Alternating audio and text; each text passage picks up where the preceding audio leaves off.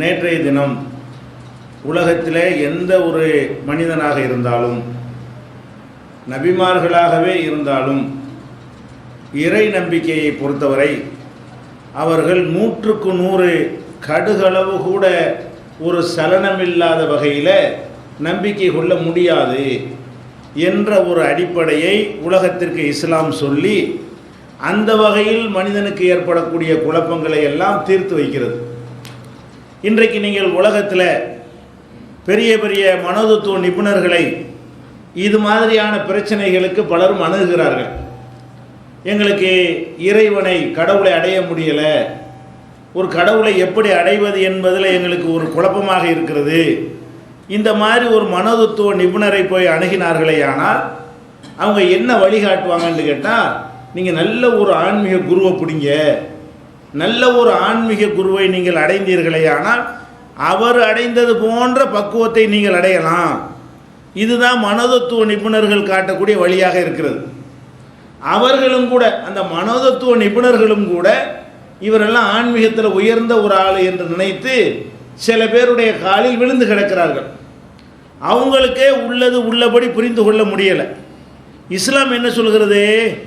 இப்படி ஒரு அடிப்படை கிடையவே கிடையாது.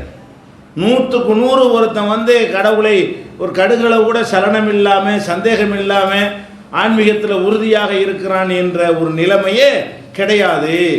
அப்போ யாருக்குமே இல்லை என்று சொன்னால் நீ ஏன் குழம்புற?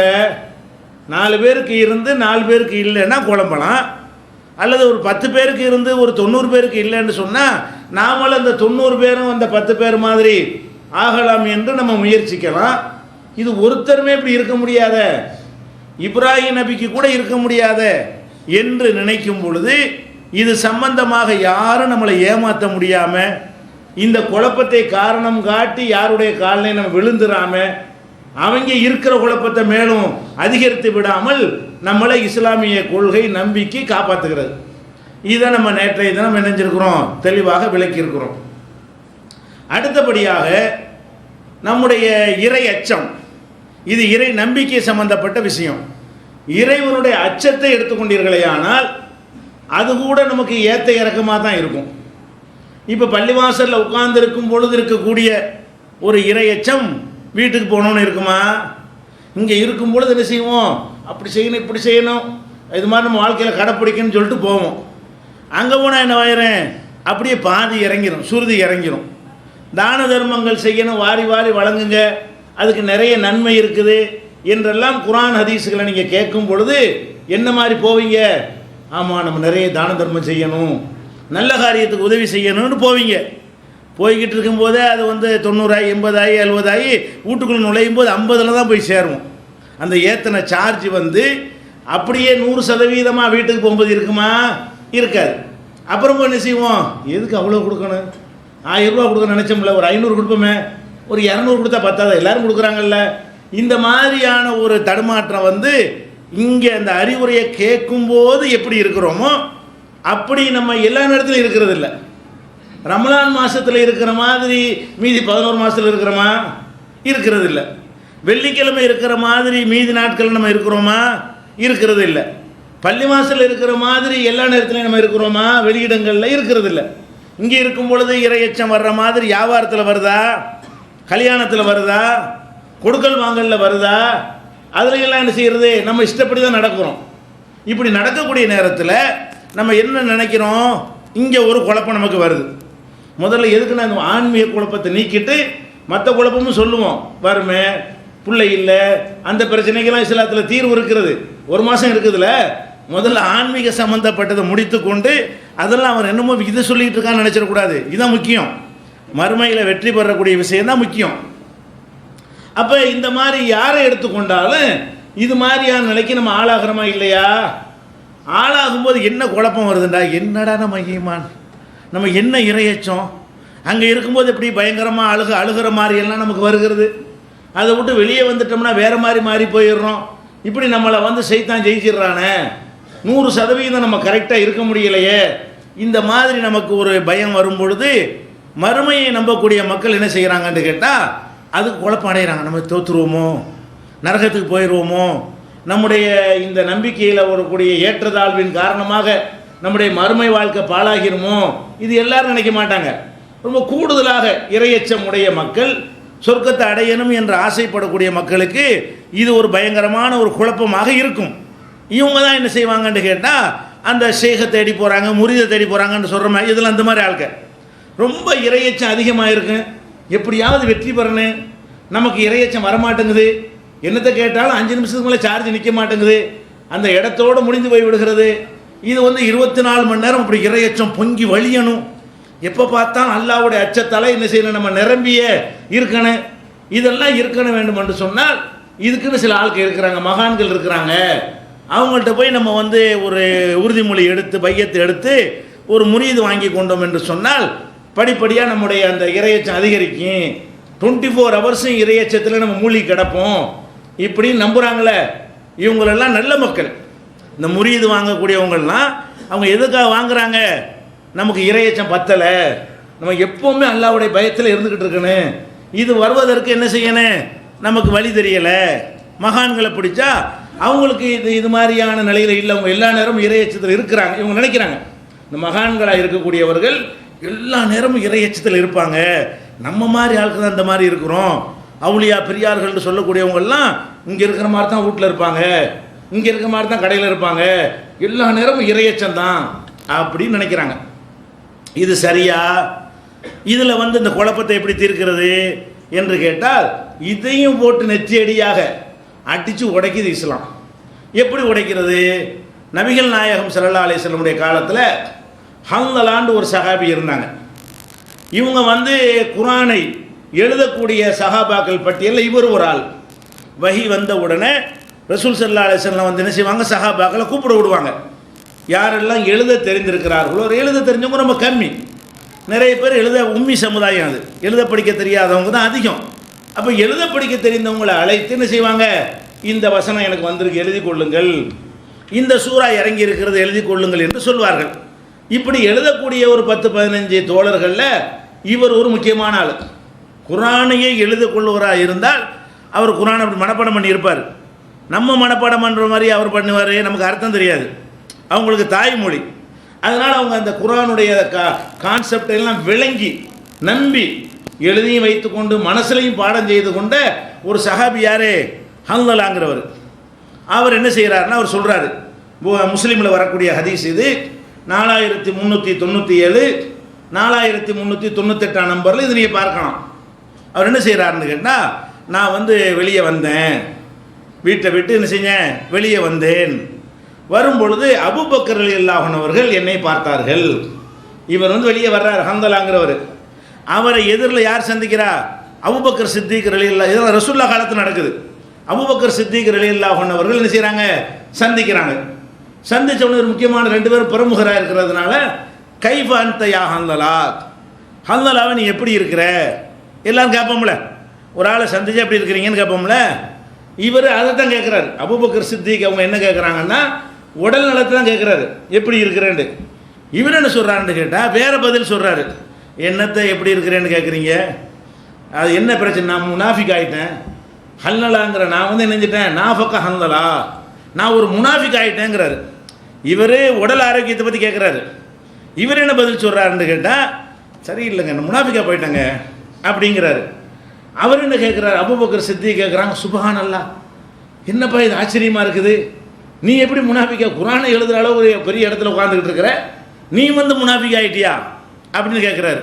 அவர் என்ன சொல்கிறாருன்னு கேட்டால், நமக்கு ரசூல் ஸல்லல்லாஹு அலைஹி வஸல்லத்துக்கு முன்னாடி நம்ம உட்காந்துருக்குறோம், அவங்க எத்தனை அறிவுரைகள்லாம் சொல்கிறாங்க, சொர்க்கத்தை பற்றி பேசுகிறாங்க, நரகத்தை பற்றி பேசுகிறாங்க, அப்படி கண்ணு முன்னாடி பார்க்குற மாதிரி இருக்குது. ரசூல் ஸல்லல்லாஹு அலைஹி வஸல்லம் இதை பற்றி பேசும்பொழுது, சொர்க்கத்தை பேசினால் அந்த சொர்க்கம் நம்ம கண்ணு முன்னாடி இருக்கிற மாதிரி நமக்கு தோணுகிறது, அப்படி ஈடுபாடாகிடணும். நரகத்தை பற்றி பேசுகிறாங்க, அது கண்ணு முன்னாடி பார்த்து பயங்காட்டுது நம்மளை, அப்படி நம்ம முழுமையான ஈடுபாட்டோடு என்ன செய்கிறோம், அந்த செய்திகளை கேட்குறோம். பிறகு வீட்டுக்கு போய் புள்ள குட்டிகளோட கலந்தவனை என்ன ஆகுதுன்னு கேட்டால், எல்லாத்தையும் மறந்துடுறோம், முக்கால்வாசி மறந்துடுறோம், அதிகமானதை மறந்துடுறோம். அப்போ ரசூலுல்லாஹ்வுக்கு முன்னாடி ஒரு நிலைமை, வெளியில் ஒரு நிலைமை, பள்ளிவாசலில் ஒரு நிலைமை, வீட்டில் ஒரு நிலைமை. இதான முனாஃபிக்கு. முனாஃபிக்குன்னு 2 நிலை தானே, ஒரே நிலையில் இருந்தால் முனாஃபிக்கு இல்லை. இவர் என்ன நினைக்கிறாருன்னா, நம்மளே முனாஃபிக் அவ்வளோ தெரியணும். இப்போ இங்கே இருக்கும்போது மாதிரியாக பேசுகிறோம், அங்கே போனால் வேறு மாதிரி மாறிக்கிறோம். அப்போ பெரிய பெரிய முனாஃபிக்களை பற்றி எல்லாம் எச்சரிக்கை பண்ணுறானே, அந்த லிஸ்ட்டில் நம்ம இருக்கிறோமே அப்படின்னு அவர் நினைக்கிறார். சொன்ன உடனே அபூபக்கர் சித்திக் என்ன செய்கிறாங்க, அட பாவி இப்படியா இருக்கிற, இப்படிமா மனுஷன் இருப்பான்னு கேட்காம நம்ம கதையை அதை அனுப்புங்கிறார். எப்படி கதை யார் கேட்குறா? இந்த உம்மத்திலேயே ஈமானில் முதலிடத்தில் உள்ளவர் அவர் தான். ஒட்டுமொத்த ரசூல் ஸல்லல்லாஹு அலைஹி வஸல்லம் உம்மத்தில் அவங்க காலத்தில் இருந்து உலகம் அழிகிற காலம் வரைக்கும் எத்தனை மூமின் வந்தாலும் முதலிடம் யாருக்கு தான்? அபூபக்கர் சித்திக் ரலியல்லாஹு அன்ஹு அவர்களுக்கு தான் முதலிடம். அவருடைய இடத்தை நம்ம அடையவே முடியாது. இன்னும் சொல்ல போனால் நம்ம இந்த உண்மையான இஸ்லாத்தில் இருப்பதற்கு நபிகள் நாயகம் ஸல்லல்லாஹு அலைஹி வஸல்லத்துக்கு பிறகு அவரே அல்லாஹ் காரணமாக்கினான். அவங்க மூத்தா போனாங்கல்ல ரசூல் ஸல்லல்லாஹு அலைஹி வஸல்லம், எல்லாம் என்ன முடிவுக்கு வந்தாங்க? ரசூலுல்லாஹ் மூத்தா ஆகலைன்னாங்க. உமர் ரலியல்லாஹு அன்ஹு உள்பட வெட்டி போடுவேன், யாராவது ரசூல் ஸல்லல்லாஹு அலைஹி வஸல்லம் மூத்தா போனதா சொன்னால் இந்த வாளுக்கு நீங்கள் இரையாயிருவீங்கன்னு எச்சரிக்கை பண்ணுறாரு.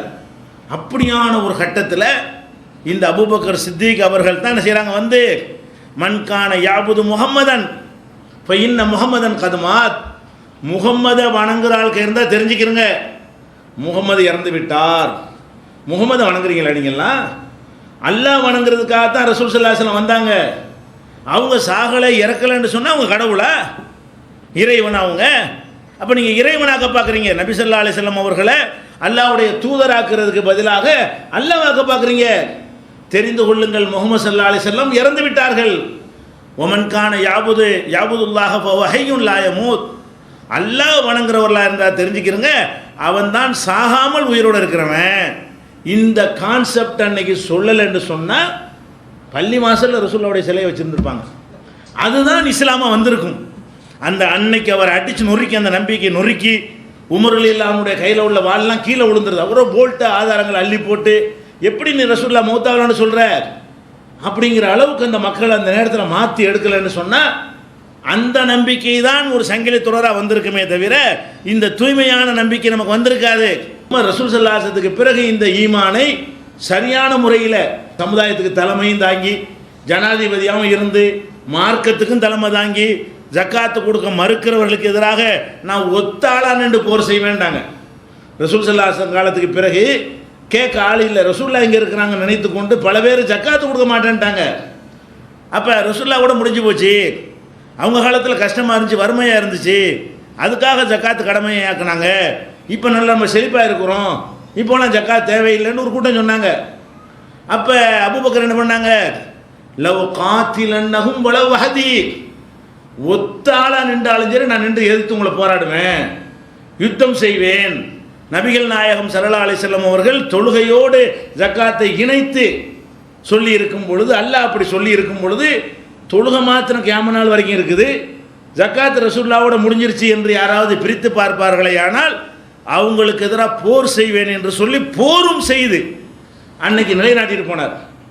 இல்லைன்னா ஜக்காத்து இல்லாத ஒரு அந்த பணக்காரர்கள் பணத்தை தக்க வைத்துக்கு தகுந்த மாதிரியான மார்க்கமாக இது மாறி போயிருக்கும். கொஞ்சம் நஞ்சம் இல்லை. அபூபக்கர் ரலியல்லாஹு அன்ஹுடைய சேவை, அவ்வளவு சேவை செய்தவர், அவ்வளவு ஈமானில் உறுதியானவர், எல்லாரும் கலங்கினால் அவர் கலங்கலை.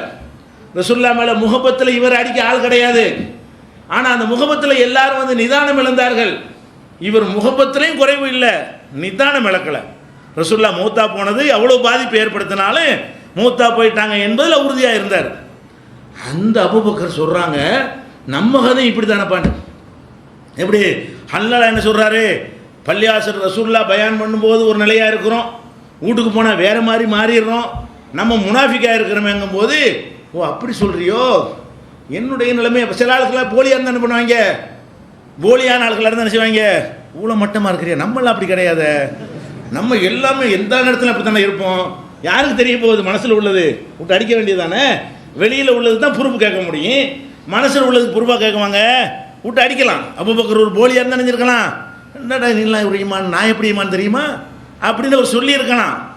யதார்த்தமாக எல்லாத்தையும் உள்ளதே பேசக்கூடியவங்க, உள்ளது உள்ளபடின்னு சொல்கிறோம் இல்லையா, அப்படி பேசக்கூடியவர்கள் சஹாபாக்கள். அவங்க என்ன பண்ணுறாங்க, ஆஹா நமக்கும் இவர் ஹல்லாலா கவனிச்சோம், நம்ம சிந்திக்கலையே, நல்லாவில் சிந்திச்சிருக்காரு, நம்மளும் இப்படி தானே இருக்கிறோம்னு சொல்லி ரெண்டு பேரும் போவோம் ரசூலுல்லாஹ்ட்ட. அப்போ என்ன செய்கிறாங்க, உன் கதை அப்படி தான் இருக்குது, என் கதையும் இப்படி தான் இருக்குது, நம்ம 2 பேரும் முனாஃபிக் கேஸில் இருக்கிறோம், வா போய் ரசூல்லாட்ட போய் கேட்போம் அப்படின்ற உடனே என்ன செய்கிறாங்க, ரசூல் ஸல்லல்லாஹு அலைஹி வஸல்லம் போகிறாங்க.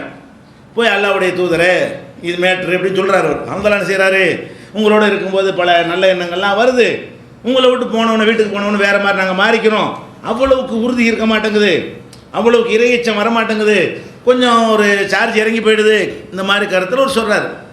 அப்போ ரசூல் ஸல்லல்லாஹு அலைஹி வஸல்லம் சொல்கிறாங்க, வல்லதி நஃப்ஸி பியதிஹி, என்னுடைய உயிர் யாருடைய கைவசத்தில் இருக்கிறதோ அந்த அல்லாஹ் மேலே சத்தியமிட்டு சொல்கிறேன். ரசூல் ஸல்லல்லாஹு அலைஹி வஸல்லம் எவ்வளோ அழகாக தீர்வு சொல்கிறாங்கன்னு பாருங்கள். அதாவது யாருடைய கைவசத்தில் என் உயிர் இருக்கிறதோ அந்த அல்லாஹ் மேலே சத்தியமாக சொல்கிறேன், இல்லவ் ததுமூன அலாமா தக்கூனூன இந்தி, என்னிடத்தில் இருக்கிறீங்களே அதே மாதிரியே எல்லா நேரமும் நீங்கள் நீடித்திருப்பீர்களே, ஆனால் இங்கே இருக்கிற மாதிரியே அதே மாதிரி முழு சார்ஜோடவும் முழு இறையச்சத்தோடவும் முழு ஈடுபாட்டோடவும் நீங்கள் இருப்பீர்களே, ஆனால் லசாஃபஹத்துக்குமுல் மலாயிகா, மலக்குமார்கள் வானவர்கள் வந்து நேர வந்து உங்கள்கிட்ட முசாஃபா பண்ணிடுவாங்க. அப்படி இருந்தீங்கன்னு வைங்க, வானவர்கள் வந்து முசாஃபா செய்வாங்க. எங்கே முசாஃபா செய்வாங்க, அலா புருஷிக்கும், உங்களுடைய படுக்கை அறையில் வந்து முசாஃபாக செய்வார்கள். ஒஃபி துர்க்கிக்கும், தெருவில் நடமாட முடியாது, இங்கே வர்ற அந்த ஆளை அப்படின்னு சொல்லி மலக்குமார்கள் என்ன செய்வாங்க, மலக்கு தன்மை அது, என்னடா இவ்வளோ ஆசாபாசத்தை வச்சுக்கிட்டு நம்மளை மாதிரி இருக்கிறாங்க அப்படின்னு சொல்லி மலக்குமார்கள் கட்டிப்பிடிச்சு என்ன செய்வாங்க, உங்களோட முசாஃபா பண்ணி முடியாதுங்கிற சொல்ல வர்றாங்க. இங்கே இருக்கிற மாதிரி 24 மணி நேரமும் நீங்கள் இருக்கிறதா இருந்தால் உங்களை தெருவில் ஒரு மலக்கு விட மாட்டாங்க. அப்படி கை கொடுத்து கைலாக பண்ணி உங்களை கட்டி அணைத்து உங்களை பாராட்டி விடுவார்கள். அது நடக்காது. ஒலாக்கின் யா ஹல்லலா, ஹல்லலாவே சாஅத்தன் சாஅத்தன், இப்படி கொஞ்சம் அப்படி கொஞ்சம் தான். என்ன சொல்கிறாங்க, சாஅத்தன் சாஅத்தன் 3 தடவை சொல்கிறாங்க. அதுவும் நீ நினைக்கிற மாதிரி யார் இருக்க, நான் இருக்க மாட்டேன்னு அர்த்தம். நீ இருக்கிற, நீ நினைக்கிறிய, பயப்படுறிய, அப்படி ஒருவரும் இருக்க முடியாது. இப்படி அப்படின்னு தான் இருப்பார்கள். அபூபக்கர் அப்படி தான் இருந்தாங்க. அல்லாஹ்வுடைய ரசூல் என்ன செய்கிறாங்க, அதை குறை சொல்லி, அந்த மாதிரியா இருக்கிறீங்க, அப்படிலாம் இருக்கக்கூடாது, 100% இருக்கணும், அசையக்கூடாது, இங்கே இருக்கிற மாதிரி தான் அங்கேயும் இருக்கணும், அப்படி சொல்லலையே, நடக்காது. அப்படி அல்லாஹ் மனுஷனை படைக்கலை. எந்த மனுஷனையும் இறையச்சத்தில் முத்தி போன ஒரு ஆளாக இருந்து நம்ம நினைத்தால் கூட அவரும் அப்படி இல்லை. இவங்களுக்கு மேலே முத்தினாளா? அபூபக்கர் சித்திக் ரலியல்லாஹு அன்ஹுக்கு மேலே இறையச்சம் முத்தினாள்களா நம்மெல்லாம்? அப்போ அபூபக்கர் அந்த மாதிரி இருக்கிறாங்க. ரசூல் ஸல்லல்லாஹு அலைஹி வஸல்லம் செய்கிறாங்க. அப்படித்தான் மனிதன் இருக்க இயலும். அப்போ இதில் என்ன விளங்கிக்கிறனே, நம்ம தான் ஒரு டவுனாக இருக்கிறோமோ நினைத்து கொண்டு ஃப்ராடு பேர், அவன் தான் மோசமாக, நம்ம பரவாயில்லை, நம்மளை பக்குவப்படுத்துகிறேன்னு ஃப்ராடு பண்ணுறான் பாருங்க, அவங்ககிட்ட போய்கிட்டு எங்களை பக்குவப்படுத்துங்க, எங்களுக்கு இறையச்சம் வரவே மாட்டேங்குது, எங்களுக்கு சார்ஜ் ஏற்றுங்க, உங்கள் கையை எங்கள் கையோட இணைங்க, உங்கள்கிட்டருந்து பவரை எங்களுக்கு தாங்கலாம் கேட்குறானே, எல்லாம் பொய்யின்னு விளங்கி போச்சா? எதுக்கு போட்டு குழம்புற? அவர் அப்படி தான் இருப்பார்ப்பா. நீ யார்கிட்ட போய் கேட்குறிய, அவர் அப்படி தானே இருப்பார். யார்கிட்ட போய் நீ முரீது வாங்க போகிறதா நினைக்கிறியோ அவர் நடிக்கிறாரு, உன்னை விட அவர் டிஃப்ரெண்டானவராக காட்டுறாரு. உள்ளத்தில் அப்படி இல்லை. அபூபக்கர் சித்திக்கை மிஞ்சியவர் இருக்க முடியாது, ஹல்லலாவை மிஞ்சியவர் இருக்க முடியாது, நபித்தோழர்களை மிஞ்சியவர் இருக்க முடியாது என்று நம்ம விளங்கி கொண்டோமையானால் இதை விட தீர்வு என்ன இருக்குது? மனக்குழப்பம் வருமா? இனிமே நம்ம பல மாதிரி ஏற்ற இறக்கமாக தானே இருக்கிறோம். ஈமான் என்பது அப்படி ஏறும் இறங்கும், அதான் ஈமான். அப்படியே இருக்காது, நூல் பிடிச்ச மாதிரி. ஒரு நேரம் இப்படி கொஞ்சம் கூடும், ஒரு நேரம் இப்படி குறையும், ஒரு நாளைக்கு அதிகமாக. திடீர்னு பார்த்தா ராத்திரி பண்ணு சொல்லுவான் ஒருத்தன், திடீர்னு பார்த்தா அப்படி தூங்கிட்டு இருப்பான். கண்டுபிடிக்க இயலாது, எப்போ ஏறுன்னு சொல்ல இயலாது, எப்போ இறங்கும்னு சொல்ல இயலாது. இதெல்லாம் குறைபாடா? அப்படி தான் நல்லா படைச்சிருக்கான். இது குறைபாடு கிடையாது.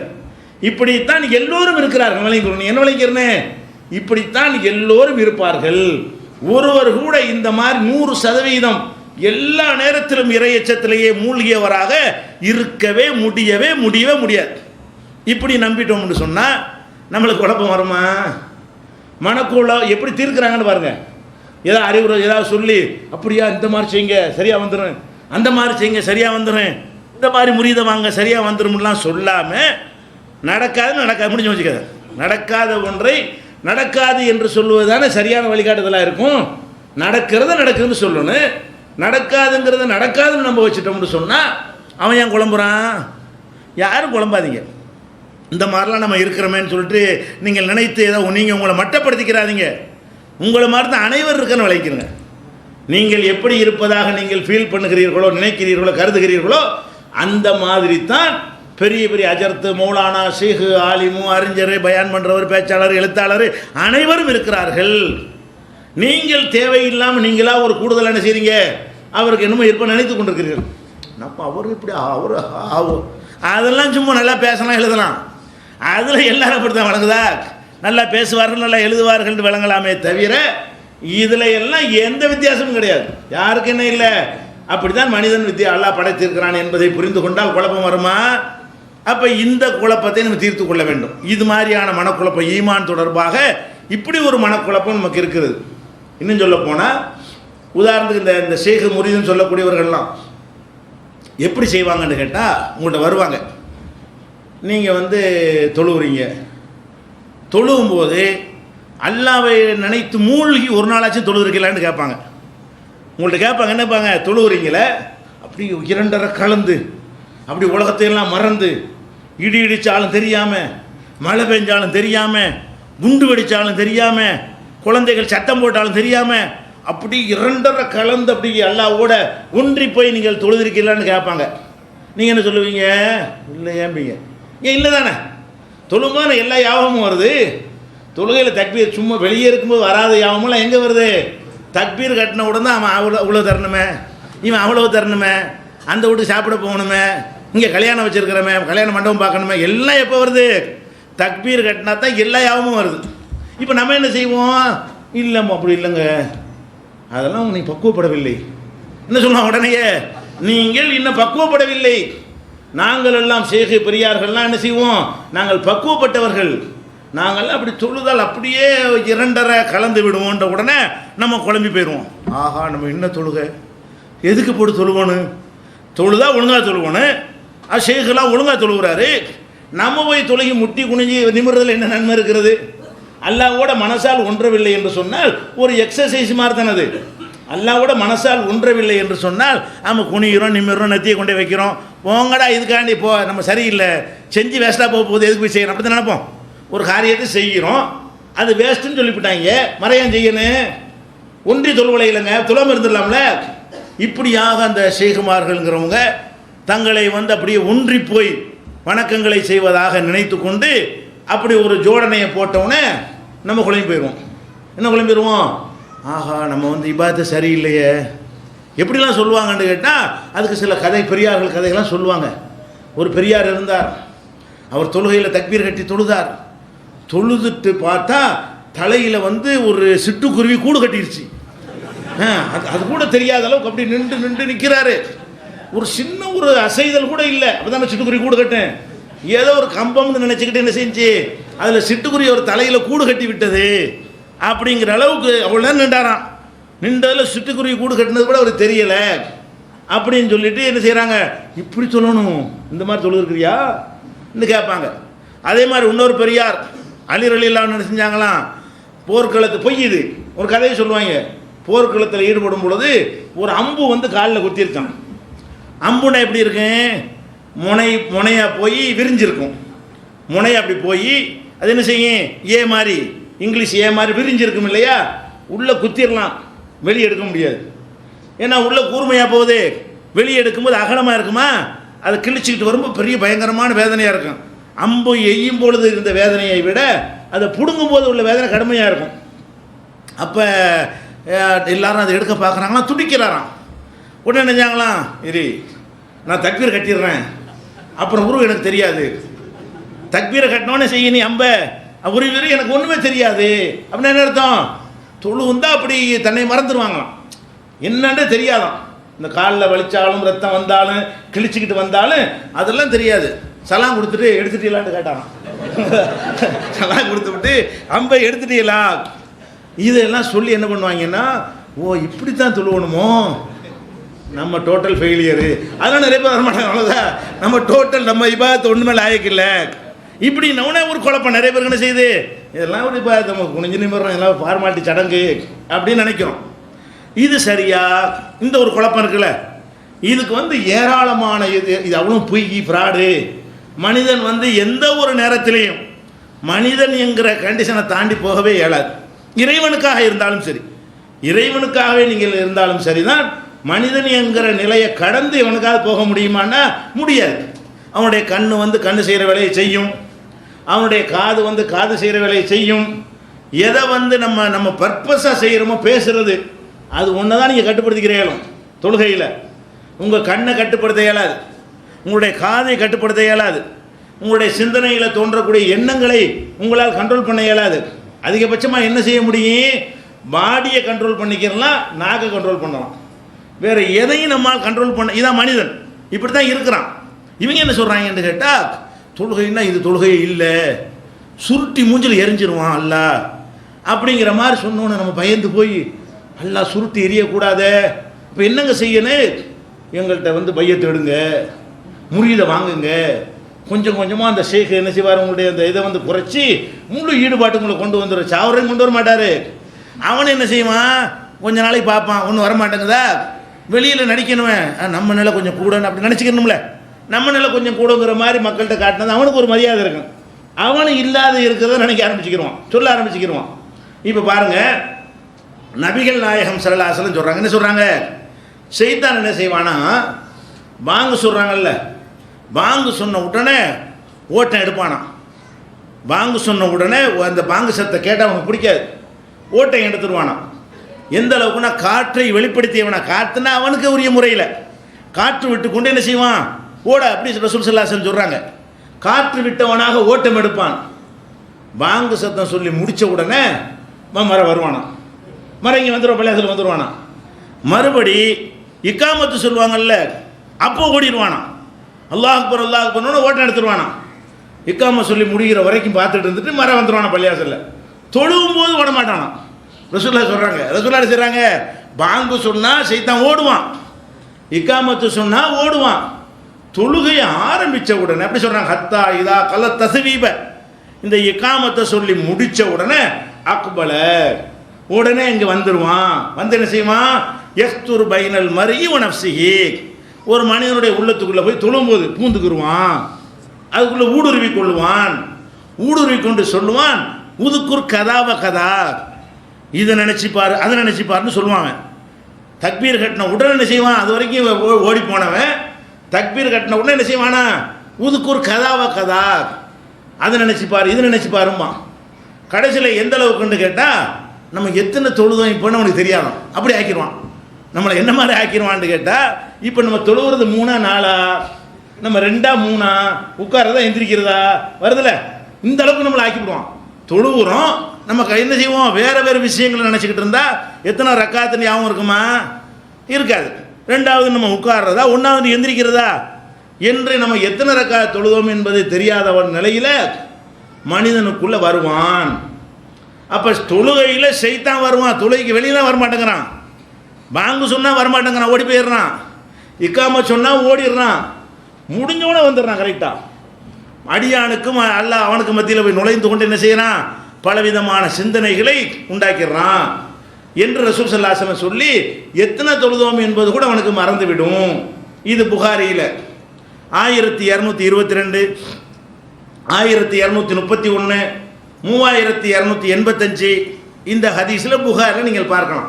இதில் என்ன வழங்குறீங்க, ஷைத்தான் வந்து தொழுகையில் வருவானே, எப்படி நீ வெல்வ, எப்படி ஜெயிப்ப, இப்படி செய்வான் ரசூலுல்லாஹ் சொல்லிட்டாங்களே, யாராக இருந்தாலும் இந்த மாதிரி செஞ்சு போடுவானே. அப்போ எந்த ஒரு மனிதனும் இதை மீறியெல்லாம் ஒன்றும் செய்ய முடியாது. தொழுகையில் வந்து இந்த மாதிரி குழப்பி விட்டுட்டு போகிறதுங்கிறது நடக்கும். அப்போ நீ என்ன செய்யணும், இப்படித்தான் எல்லாம் இருக்கான்னு நீங்கள் நினச்சிக்கிறணும். இந்த ஷேக்குங்கிறவன் நாங்கள் பக்குவப்பட்டவன் சொல்கிறவனும் இப்படி தான் இருக்கிறான், பொய் சொல்கிறான். அவங்ககிட்ட இல்லாத ஒன்றை இருப்பதாக நமக்கு என்ன செய்யறான், சித்தரித்து காட்டுறான். அல்லாஹ்வுடைய ரசூல் சொல்கிறாங்க, இதை போட்டு அலட்டிக்கிற நீ மனுஷன், உன்னை அப்படியெல்லாம் ஒன்றி போகிற மாதிரிலாம் படைக்கலை. நீ அல்லாஹ்வுக்கு தக்பீர் கட்டு வரும்போது கொஞ்சம் கண்ட்ரோல் பண்ணிக்க, அப்படி ஒரு மாதிரியாக நினச்சிக்கிட்டு போ, அப்படி தான் போய்கிட்டு இருக்கணுமே தவிர. அப்போ எத்தனை இமாம்கள் வந்து பெரிய பெரிய அஜர்த்துங்கிறாங்களே, அவங்கெல்லாம் 3 ரக்காத்துக்கு பதில் 4 ரக்காத் தொழுவலை, 4க்கு பதில் 5 தொழுவலை. ஏன் அவங்க ஏன் பக்குவப்படலை, பொய் தானே சொல்கிறாங்க. இந்த ஷேக்குன்னு சொல்கிறவனே 4க்கு பதில் 5 தொழுதுருப்பானே, உனக்கே அந்த 5 4ன்னு தெரியாமல் போச்சு. அப்போ இதில் என்ன விளங்குது, பொய் அம்புட்டு அப்போ இதில் வந்து இரண்டரை கலந்து போகிறதுங்கிற ஒரு கான்செப்டே இஸ்லாத்தில் கிடையாது. இதுக்காக வேண்டி யார்கிட்டையும் போய் நீங்கள் பக்குவம் எடுக்க தேவையும் இல்லை, இப்படி ஒருவரும் இல்லை. இதான் உள்ளது உள்ளபடிங்கிறது. என்ன உள்ளது அதை விளங்கு, குழப்பம் வராது. இல்லாத ஏன் கற்பனை பண்ணுற? யதார்த்தமான நிலைமை என்னன்னா இதான் நிலைமை. இப்படி நபிகள் நாயகம் ஸல்லல்லாஹு அலைஹி வஸல்லம் சொல்கிறாங்க. இன்னொரு ஹதீஸில் புகாரியில் 1232 இருக்கிறது, இன்ன அஹதக்கும் இதா காம யுஸல்லி, உங்களில் ஒருவர் தொழுகைக்காக எழுந்து நிற்கும் பொழுது ஜா ஷைத்தான், அப்போ தான் ஷைத்தான் வருவான். உண்மையிலேயே ஷைத்தாண்டு ஒருத்தன் இருக்கிறாங்கிறதுக்கு இந்த தொழுகை தான் ஆதாரங்க. ஷைத்தான் இருக்கிறத நம்ம பார்க்கவே இல்லை. நீங்கள் எத்தனை வேலைகளில் புஸ்தகம் படிச்சுக்கிட்டீங்க, அப்போ இந்த மாதிரி எதாவது ஞாபகம் வருதா? புஸ்தகத்திலாம் உங்களுக்கு கவனம் இருக்கிறது. ஒரு பேப்பர் படிக்கிறீங்க, பேப்பர் படித்தா பேப்பரில் தான் கவனம் வருமே தவிர அவன் இவ்வளோ தரணுமே இவன் அவ்வளோ தரணும் என்னைக்கா நினச்சி பார்த்துருக்கிறீங்களா? அங்கே வரமாட்டேங்கிறான். ஷைத்தாங்கிறவன் நீங்கள் புஸ்தகம் படிக்கும்போது வரமாட்டேங்கிறான், பேப்பர் படிக்கும்போது வரமாட்டேங்கிறான். ஒரு கடையில் கொடுக்கல் வாங்கல் பண்ணிகிட்டு இருக்கிறீங்க, அப்போ வந்துட்டு இப்படி வேறு மாதிரி குழம்பிருக்கிறீங்களா? கரெக்டாக காசு வாங்குறதுலையும் பொருளை கொடுக்குறதுலையும் கவனமாக இருக்கிறோமா இல்லையா? அதில் கவனம் மாற மாட்டேங்குது. எதில் ஈடுபடுறோமோ அதில் முழுசாக நம்ம ஈடுபட்டுறோம்.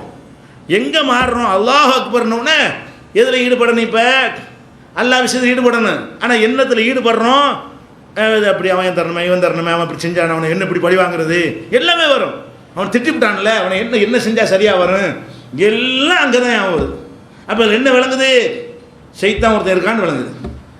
ஷைத்தான் இருக்கிறதுக்கு தானே ஆதாரம். ஷைத்தான் நம்ம பார்க்காட்டாலும் இருக்கிறான், கண்டிப்பாக இருக்க. வேறு இடத்துல வராமல் இந்த இறை வழிபாடுன்னு நினைக்கும் போது மாத்திரம் வருது என்று சொன்னால் ஷைத்தான் ஒருத்தன் இருக்கிறான்.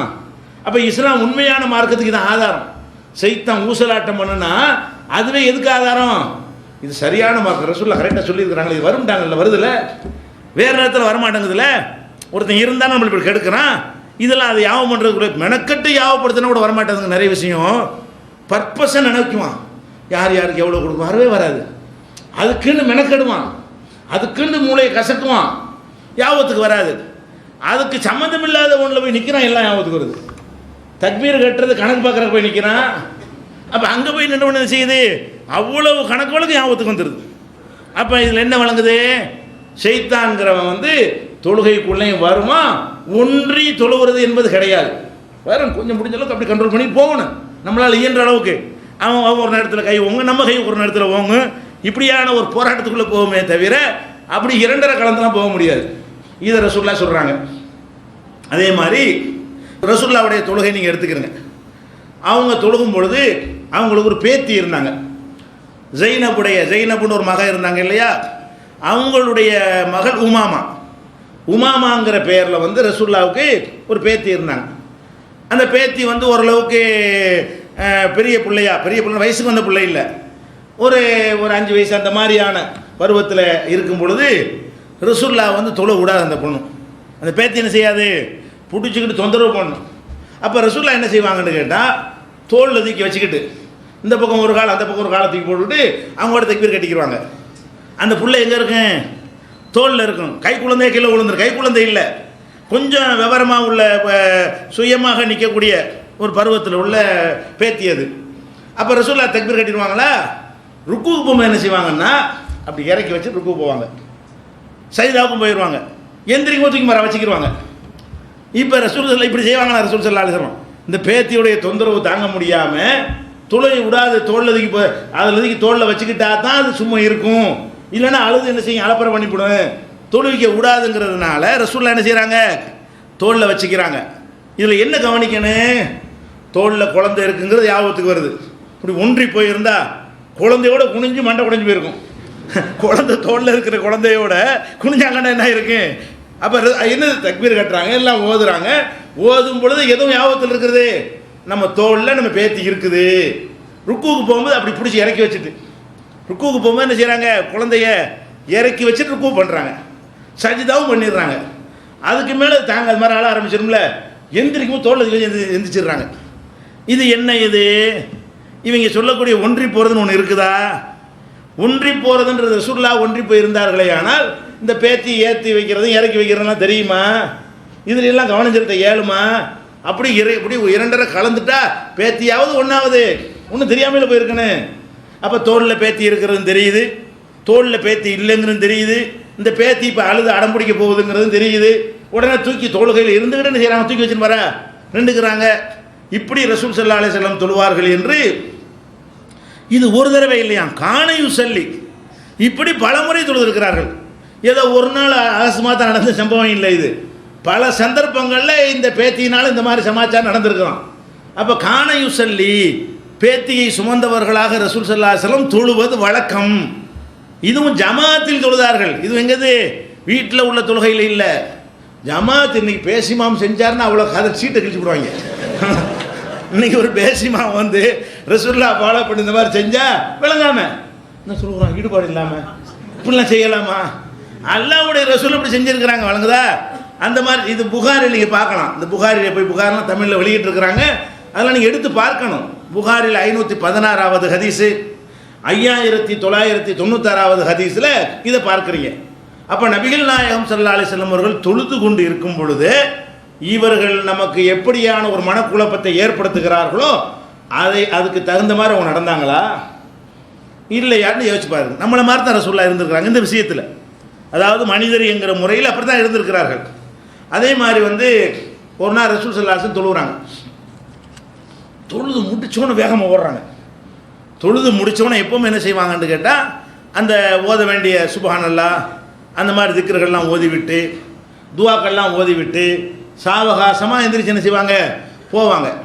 ஒரு நாள் என்ன பண்ணுறாங்கன்னா ரசூல் ஸல்லல்லாஹு அலைஹி வஸல்லம் அவர்கள் சலாம் கொடுத்த உடனே வேகமாக என்ன செய்கிறாங்க, தாண்டிக்கிட்டு வெளியே போகிறாங்க. சலாம் கொடுத்ததோட வேகமாக போகிறாங்க. போனவுடனே மக்கள்லாம் முழிச்சுறாங்க, என்ன இது ஒரு நாளும் இல்லாமல் சலாம் கொடுத்துட்டு வேகமாக ஓடுறாங்களே.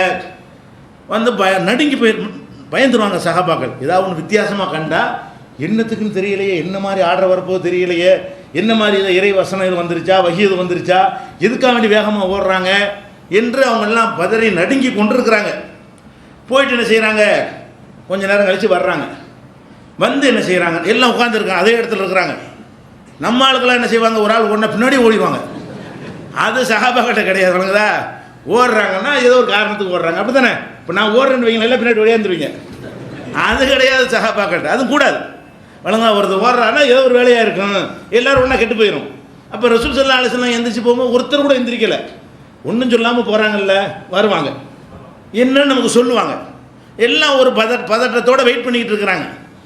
அதுக்கு தகுந்த மாதிரி ரசூல் ஸல்லல்லாஹு அலைஹி வஸல்லம் திரும்பி வர்றாங்க. வந்து மக்கள்கிட்ட சொல்கிறாங்க, நீங்கள்லாம் வந்து ஒரு வியப்போடு இது பார்த்துக்கிட்டு இருந்தீங்களா? ஆமாம். நான் எதுக்கு போனேன் தெரியுமா? ஒரு வெள்ளி கட்டியை கொண்டு வந்து தர்மமாக சதக்காவாக பைத்துல் மாலுக்காக என்னிடத்தில் தந்தார்கள்.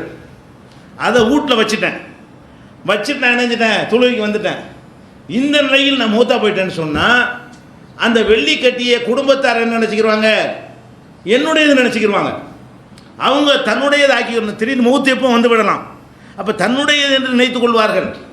ஆகா, இது பைத்துல் மாலுடையதுங்கிறது நம்ம அதில் போய் சேர்க்கலையே, அந்த வெள்ளிக்கட்டி வீட்டில் இருக்குது, வீட்டில் வச்ச நிலையில் நம்முடைய மௌத்து வந்து விட்டது என்று சொன்னால் அதுவும் சதக்காய் உங்களுக்கு ஹராம். ரசூலுல்லாஹ்வுக்கு என்ன இது ஜக்காத்து சதக்காவனா, அவங்களுக்கும் குடும்பத்தாரும் பயன்படுத்தக்கூடாது. அந்த நிலையில் நம்ம இருக்கிறோமேன்னு சொல்லி பயந்து அதை எடுத்து அதை உரிய விடத்தில் ஒப்படைத்து விட்டு வருகிறேன். அந்த தர்மத்தை கொடுத்துட்டு அவ்வளோ நேரம் உட்காந்துருக்குறாங்க. ரசூல் ஸல்லல்லாஹு அலைஹி வஸல்லம் போகிறாங்க, அதையெல்லாம் விநியோகம் பண்ணிட்டு வர்றேங்கிறாங்க. இதை எப்படி சொல்கிறாங்கன்னு கேட்டால், தொழுதுகிட்டு இருக்கும்போது எனக்கு இந்த யாம் வந்துருச்சுங்கிறாங்க. அதான் மேட்ரு என்னென்னு கேட்டால், தொழுதுகிட்டு இருந்தேன்னா வெள்ளிக்கட்டின்னு அதே தான், வெள்ளிக்கட்டி வச்சு விட்டோமே. சலாம் கொடுத்தோன்னு ஓடுனது அதுன்னு காட்டுது. சலாம் கொடுத்தோன்னு ஓடுனது எதை காட்டுது? அதுதான் மிகைத்து நிற்கிறது. மற்ற எல்லாத்தையும் விட எப்போ தொழுக முடியும், எப்போ கொண்டு இந்த வெள்ளியை கொண்டு நம்ம மக்களுக்கு விநியோகம் பண்ணுவோம், உரிய இடத்துல ஒப்படைப்போம் என்பது தான் மனசு பூரா மிகைத்து நிற்கிறது. அதனால சலாம் கொடுத்தோன்னு ஓடுறேங்கிறாங்க. அப்போ தொழுகையில் இருக்கும் பொழுது நம்ம கணக்கு பார்க்கணும்னா அல்லாஹ்வுடைய ரசூல் வேற ஒரு கணக்கு பார்க்குறாங்கல்ல, இது அந்த கணக்கு இல்லை. இருந்தாலும் தொழுகும் போது ஏன் இதை பற்றி நினைக்கணும்? அதெல்லாம் உடைய மனுஷன்னா நினைக்க தான் செய்வாங்க. மனிதர்களாக இருந்தார்களே ஆனால் அவரவர்களுக்கு எதில் ஈடுபாடு இருக்கிறதோ அதுக்கு தகுந்த நினைப்புகள் வந்து கொண்டு தான் இருக்கும். அப்படி இரண்டரை கலந்து ஒன்றி இறைவனும் மனுஷனும் ஒன்றுங்கிற மாதிரி ஆக முடியுமான்னு கேட்டால் முடியாது. இது காட்டுதல் இந்த சம்பவம். இது நீங்கள் புகாரியில் 800 போய் என்ன சொல்கிறாங்கன்னு கேட்டால், தக்கர்த்து செய்யம் மின் திமிரின், தொழுது கொண்டிருக்கும் பொழுது ஒரு வெள்ளிக்கட்டியை பற்றி ஞாபகம் வந்துவிட்டது. இப்போ கரிகுத்து ஐ அஹபிசனி, அது என்னிடத்தில் இருந்து விடுமோ என்று நான் வெறுக்கிறேன். இப்போ அமர்த்து பி கிஸ்மத்திகி, அதை பங்கு வச்சு கொடுத்துருங்க, விநியோகம் பண்ணி விடுங்கள் என்று சொல்லிவிட்டு ஓடியாடுறேன் அப்படின்னு என்ன செய்கிறாங்க சொன்னார்கள் என்கிற செய்தி புகாரியில் 851வது ஹதீஸ்லையும் 1221வது ஹதீஸ்லையும் 1430வது ஹதீஸ் புகாரியில் நீங்கள் இது பார்க்கலாம். அப்போ இதில் என்ன விளங்குறோம்? குழப்பம் நீங்குதா?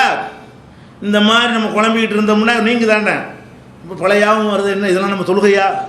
நம்ம தொழுகிறதெல்லாம் ஒரு தொழுகை ஆகுமான்னு நினைக்கிறோமே. அப்படி நினைத்து உங்களுக்கு குழப்பம் இருக்குமே, ஆனால் இது அதுக்கு மருந்தாக இருக்கிறது. இது போட்டு அலட்டிக்கிறாத. இப்படி ரசூலுல்லாவுக்கும் இருந்தது, உனக்கு மட்டும் இருக்கலை, எல்லாத்துக்கும் இருக்கும். அப்படி எல்லாம் 2.5 தொழுதுட்டு அல்லாதான் வேறு ஒன்றும் உலகத்தில் எதுவுமே இல்லை. அந்த மாதிரி எல்லாம் என்ன செய்ய முடியாது, மனிதன் மாற முடியாது. எவ்வளோ அழகான ஆன்மீகம் பற்றியெல்லாம். உலகத்தில் எல்லா மதங்கள்லையும் அப்படி இறைவனோட கலந்து விடுவது என்று தான் மக்களுக்கு போதிக்கிறார்கள். அப்படி ஒன்றி விடுவது, அப்படி எல்லாம் இறைவனே அவரை இறைவனாக மாறி விடுவது தான் ஒரு உயர்ந்த ஸ்டேஜ் என்று உலகத்தில் உள்ள எல்லா ஆன்மீகமும் சொல்லி மக்களை ஏமாற்றி குழப்பத்தில் ஆழ்த்தும் பொழுது நமக்கு எப்படி சொல்கிறது? அப்படி ஒரு நிலையை அல்லாஹ் யாருக்கு தரவில்லை. மனிதனுடைய மனம் இப்படித்தான் படைக்கப்பட்டிருக்கிறது என்பது படைச்சவன் சொல்கிறான். இதை மீற முடியாது. அதே மாதிரி நிறைய சம்பவங்கள், அதிகமான சம்பவங்கள் சொல்வதற்கு காரணம் என்னென்னு கேட்டால், எந்த மாதிரி உங்கள்கிட்ட குழப்பருக்கு வந்தாலும் நீங்கள் ஆன்சர் பண்ணணும், நீங்களும் 4 பேருக்கு என்ன செய்யணும், தெளிவுபடுத்தணும். அதுக்காகத்தான். அப்போ ரசூல் ஸல்லல்லாஹு அலைஹி வஸல்லம் அவங்க அவங்களுடைய மனைவி மைமூனாவுடைய வீட்டில் தங்கி இருக்கிறாங்க. மைமூனா இப்னு அப்பாஸ் ரலியல்லாஹு அன்ஹு அவர்களுக்கு சின்னம்மா. அதனால் இப்னு அப்பாஸ் அவர்களும் அந்த வீட்டில் ஒரு நாள் தங்குறாங்க. ரசூலுல்லாவுடைய வீட்டில், ரசூலுல்லா மைமூனா வீட்டில் இருக்கும் பொழுது மைமூனா அவங்களுடைய சின்னம்மா என்கிற வகையில் இப்னு அப்பாஸ் போய் என்ன செய்கிறாங்க, அவர் சின்ன பிள்ளையாக இருக்கிறார். சின்ன பிள்ளைனா ஒரு 15 வயசு அந்த மாதிரியான ஒரு பருவத்தில் இருக்கக்கூடியவர் போய் தங்குறார். ரசூல் ஸல்லல்லாஹு அலைஹி வஸல்லம் என்ன செய்கிறாங்க, இரவுல எழுந்து உழு செஞ்சுட்டு ராத்திரியில் தொழுகிறாங்க. இவர் என்ன செய்கிறார், இப்னு அப்பாஸ் பார்க்குறாரு ரசூல்லா தொழுகிறத பார்த்துட்டு நம்மளும் போய் தொழுவோமே அப்படின்னு சொல்லி ரசூல்லா தொழுதுகிட்டு இருக்கிறாங்க. இவர் போய் தொழுகிறார். எப்படி தொழுகிறாருன்னு கேட்டால், ரசூல்லா நிற்கிறாங்கல்ல, ரசூல்லாவுடைய இடது பக்கமாக போய் நிற்கிறார். ரசூல் ஸல்லல்லாஹு அலைஹி தொழுதுகிட்டு இருக்கிறாங்க. அவர் என்ன செய்கிறாருன்னா இடது பக்கமாக, ரசூலுல்லாவுடைய இடது கை பக்கமாக அவர் நிற்கிறார்.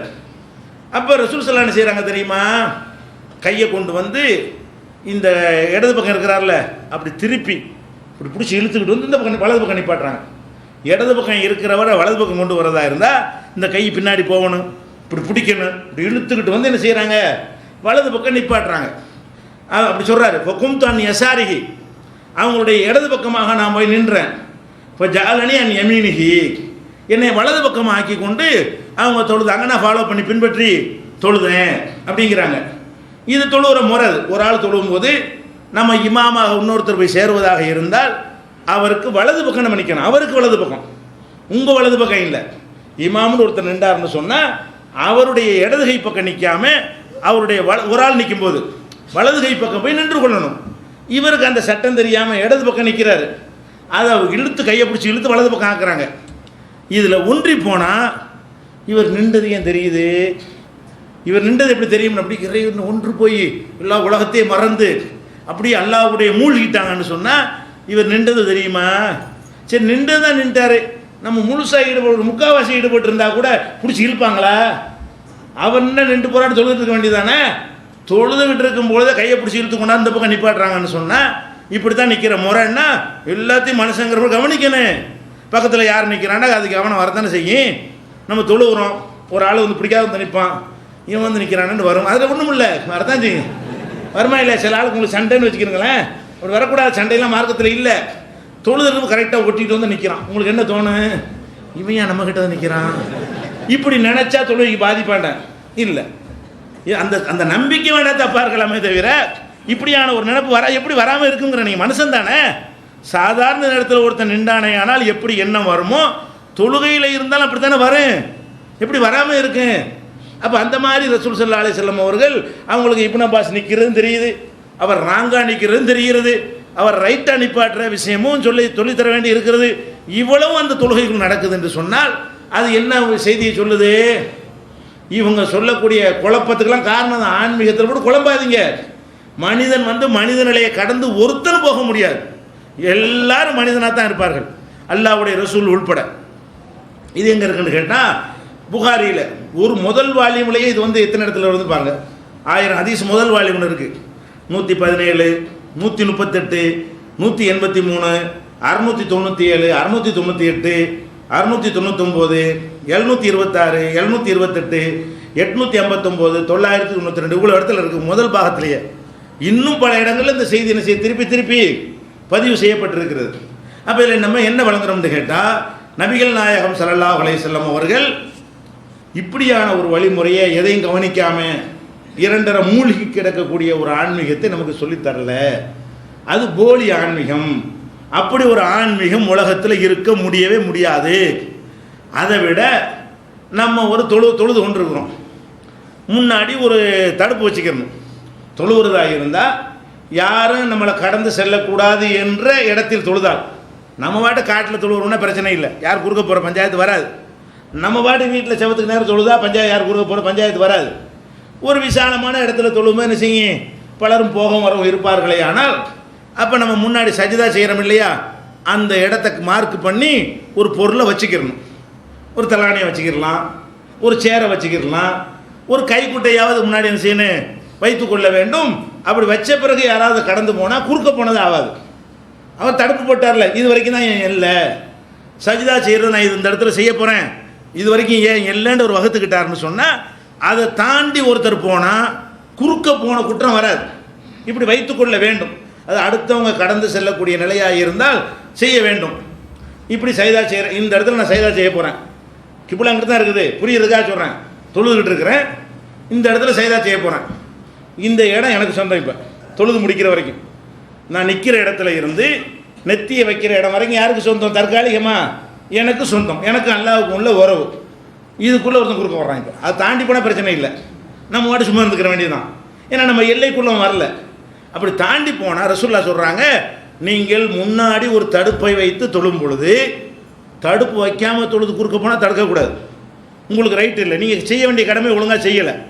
தடுப்பை வச்சுட்டீங்க, இந்த சைதா செய்கிற இடத்துல என்ன செய்யுங்க, ஒரு செல்ஃபோனையாவது போட்டு வச்சுட்டீங்க, ஏதாவது ஒரு பொருள் அதை போட்டு வச்சுட்டோம்னு சொன்னால், அதுக்கு கடந்துக்கிட்டு ஒருத்தன் போனால் நம்ம தடுக்கவும் இயலாது, கையை நீட்டவும் இயலாது, தடுக்க முடியாது. அதுக்கு உள்ளக்க ஒருத்தன் வந்தான்னு சொன்னால் ரசூலுல்லாஹ் சொல்கிறாங்க, ஃபல் எதுஃபஹு, அவனை தடுங்க, ஃபைன்னஹு ஷைத்தான், ஷைத்தாவன். ரசூலுல்லாஹ் எப்படி சொல்கிறாங்க, அதாவது ஒரு தொழுது கொண்டு இருக்கும் பொழுது நடுவில் குறுக்க ஒருத்தர் வந்தாரையானால் ஃபல் எதுஃபஹு, அவர் தடுக்கட்டும். ஃபைன் அபா, தடுத்து வந்தான்னு சொன்னால் பொல்லி காத்து போய் அட்டிய விடு, பொல்லி காத்தில் ஹூ, அவனை அட்டிங்க. ஏன்னா இன்னமாக செய்தான் இப்படி கையை காட்டுறான், திண்டுக்கிறணும் ஆண்டு தள்ளான்னு வைங்க, ஓங்கி தள்ளி விட்டுரு. தொழுதுகிட்டு இருக்கும்போது ரசூலுல்லாஹ் சொல்லி தர்றாங்க, தொழுதுக்கு போட்டு தட்டி விடு, அவன் ஏன் குறுக்க வர்றான்? நீ ஒரு எல்லையை வகுத்துக்கிட்ட, இது வரைக்கும் தொழுவ போகிறேன்னு சொல்கிற, அதுக்குள்ளே ஏன் பூந்துட்டு வர்றான்? வெயிட் பண்ண வேண்டியதானே, அல்லது கடந்து போக வேண்டியதானே? இந்த தடுப்புக்கு அப்பால் போகலாமா இல்லையா? அதுக்குள்ளே வந்து நுழைஞ்ச உனக்கும் தடுப்புக்கு நடுவில் வந்தான்னு சொன்னால் முதல்ல கையை நீட்டி தடு. இப்போ நான் என்ன சொல்கிறேன், ஒரு ஈடுபாடாக ஒருத்தன் எந்த பழம் செய்யலுமா? 2 நேரம் கலந்துட்டா எவன் போனால் நமக்கு என்ன தெரிய போகுது, அப்படி இருக்க இயலுமா? அதெல்லாம் கவனிங்கிறாங்க. அப்படி ஈடுபாடாக இருக்காதுன்னு சொல்கிறாங்க. அதன் அர்த்தம் நீ ஈடுபாடுங்கிற மூழ்கி போயிடாதப்பா, ஏமா நான் குறுக்க வர்றான்னு கவனிச்சுட்டே இரு, வந்தானே போட்டு தள்ளு அப்படின்னு சொல்கிறதா இருந்தால் அப்போ என்ன இருக்குது விளங்குது? இது இப்படி ஒரு கான்செப்டே இல்லை இஸ்லாத்தில். அப்படி சொல்கிறாங்க. இது புகாரியில் 509வது ஹதீஸில் இருக்கிறது. அப்போ தொழுது கொண்டு இருக்கும் பொழுது குறுக்க வர்றவரை தடுங்கன்னு சொன்னால் என்ன அர்த்தம்? மனிதன் மனுஷனாக தான் இருப்பான்னு அர்த்தம். இறைவனோடு 2.5 கலந்து விட முடியாது என்று அர்த்தம். தொழுகையில் கூட தொழும்போது கூட இறைவனோடு ஒன்றி விட முடியுமா என்று சொன்னால் முடியவே முடியாது. அதுக்கு கூட முயற்சி பண்ணாதே. நடக்காத ஒன்றுக்கு கூட என்ன செய்யக்கூடாது, நான் ஒன்றை போகிறேன் இருந்தால் அதான் மெண்டல் ஆகுது. இந்த மாதிரி நினச்சி நிறைய பேர் மெண்டலாகி போனவங்க இருக்கிறாங்க. எதுக்கு ஒன்றை போகிற முடியுமா? அல்லாஹ்வோட ஒன்றை முடியுமா? அப்படி அல்ல நம்ம படைச்சிருக்கிறானா? அவன் யார் நம்ம யார்? நெருங்க இயலுமா? அவனுடைய தரஜா எங்கே இருக்குது, நம்ம எங்கே அதில் பார்த்துருக்குறோம், அவனோட போய் இப்படி ஒன்றுவதுங்கிறேன் முடியாது. அவன் நம்மளை என்ன மாதிரி பலவீனத்தில் படைச்சிருக்கான், அது இப்படி ஜெயிக்க முடியுமா? அதுவும் முடியாது. முடியாதுக்கு போட்டு முயற்சி பண்ணுறேன்னு போய் சில இப்படிலாம் பண்ணுவாங்க. தக்பீர் கட்டுவான், அல்லாஹ் அக்பர்ண்டு வரலையா, அந்த எண்ணம் வரலையா. 25 தடவைக்கு பிறகு காயல் பண்ணுறது கூத்து நிறைய பார்க்கலாம். காயல் பண்ணுறதுல பார்த்தீங்கன்னா எவனை சொல்லி கொடுத்துருப்பான் போல இருக்கு. அந்த அல்லாஹ் அக்பருங்கிறவன் அந்த ஆவுக்கும் இருக்கும் நடுவில் அந்த நியத்து வந்துடணுமா. அல்லாஹ் அக்பருங்கிற இருக்குல்ல, அல்லாஹ்வுல உள்ள அலிஃப் இருக்குல்ல, ஆனா அதுக்கு இரு அக்பர்னு இரு முடியுதுல, இந்த ரெண்டுக்கு நடுவில் இந்த 5 வேளை தொழுகையும் தொழுகிறேன், இந்த லுஹரை தொழுகிறேன், 4 ரக்காத் தொழுகிறேன், எல்லாத்துக்குள்ள வந்துடணுமா.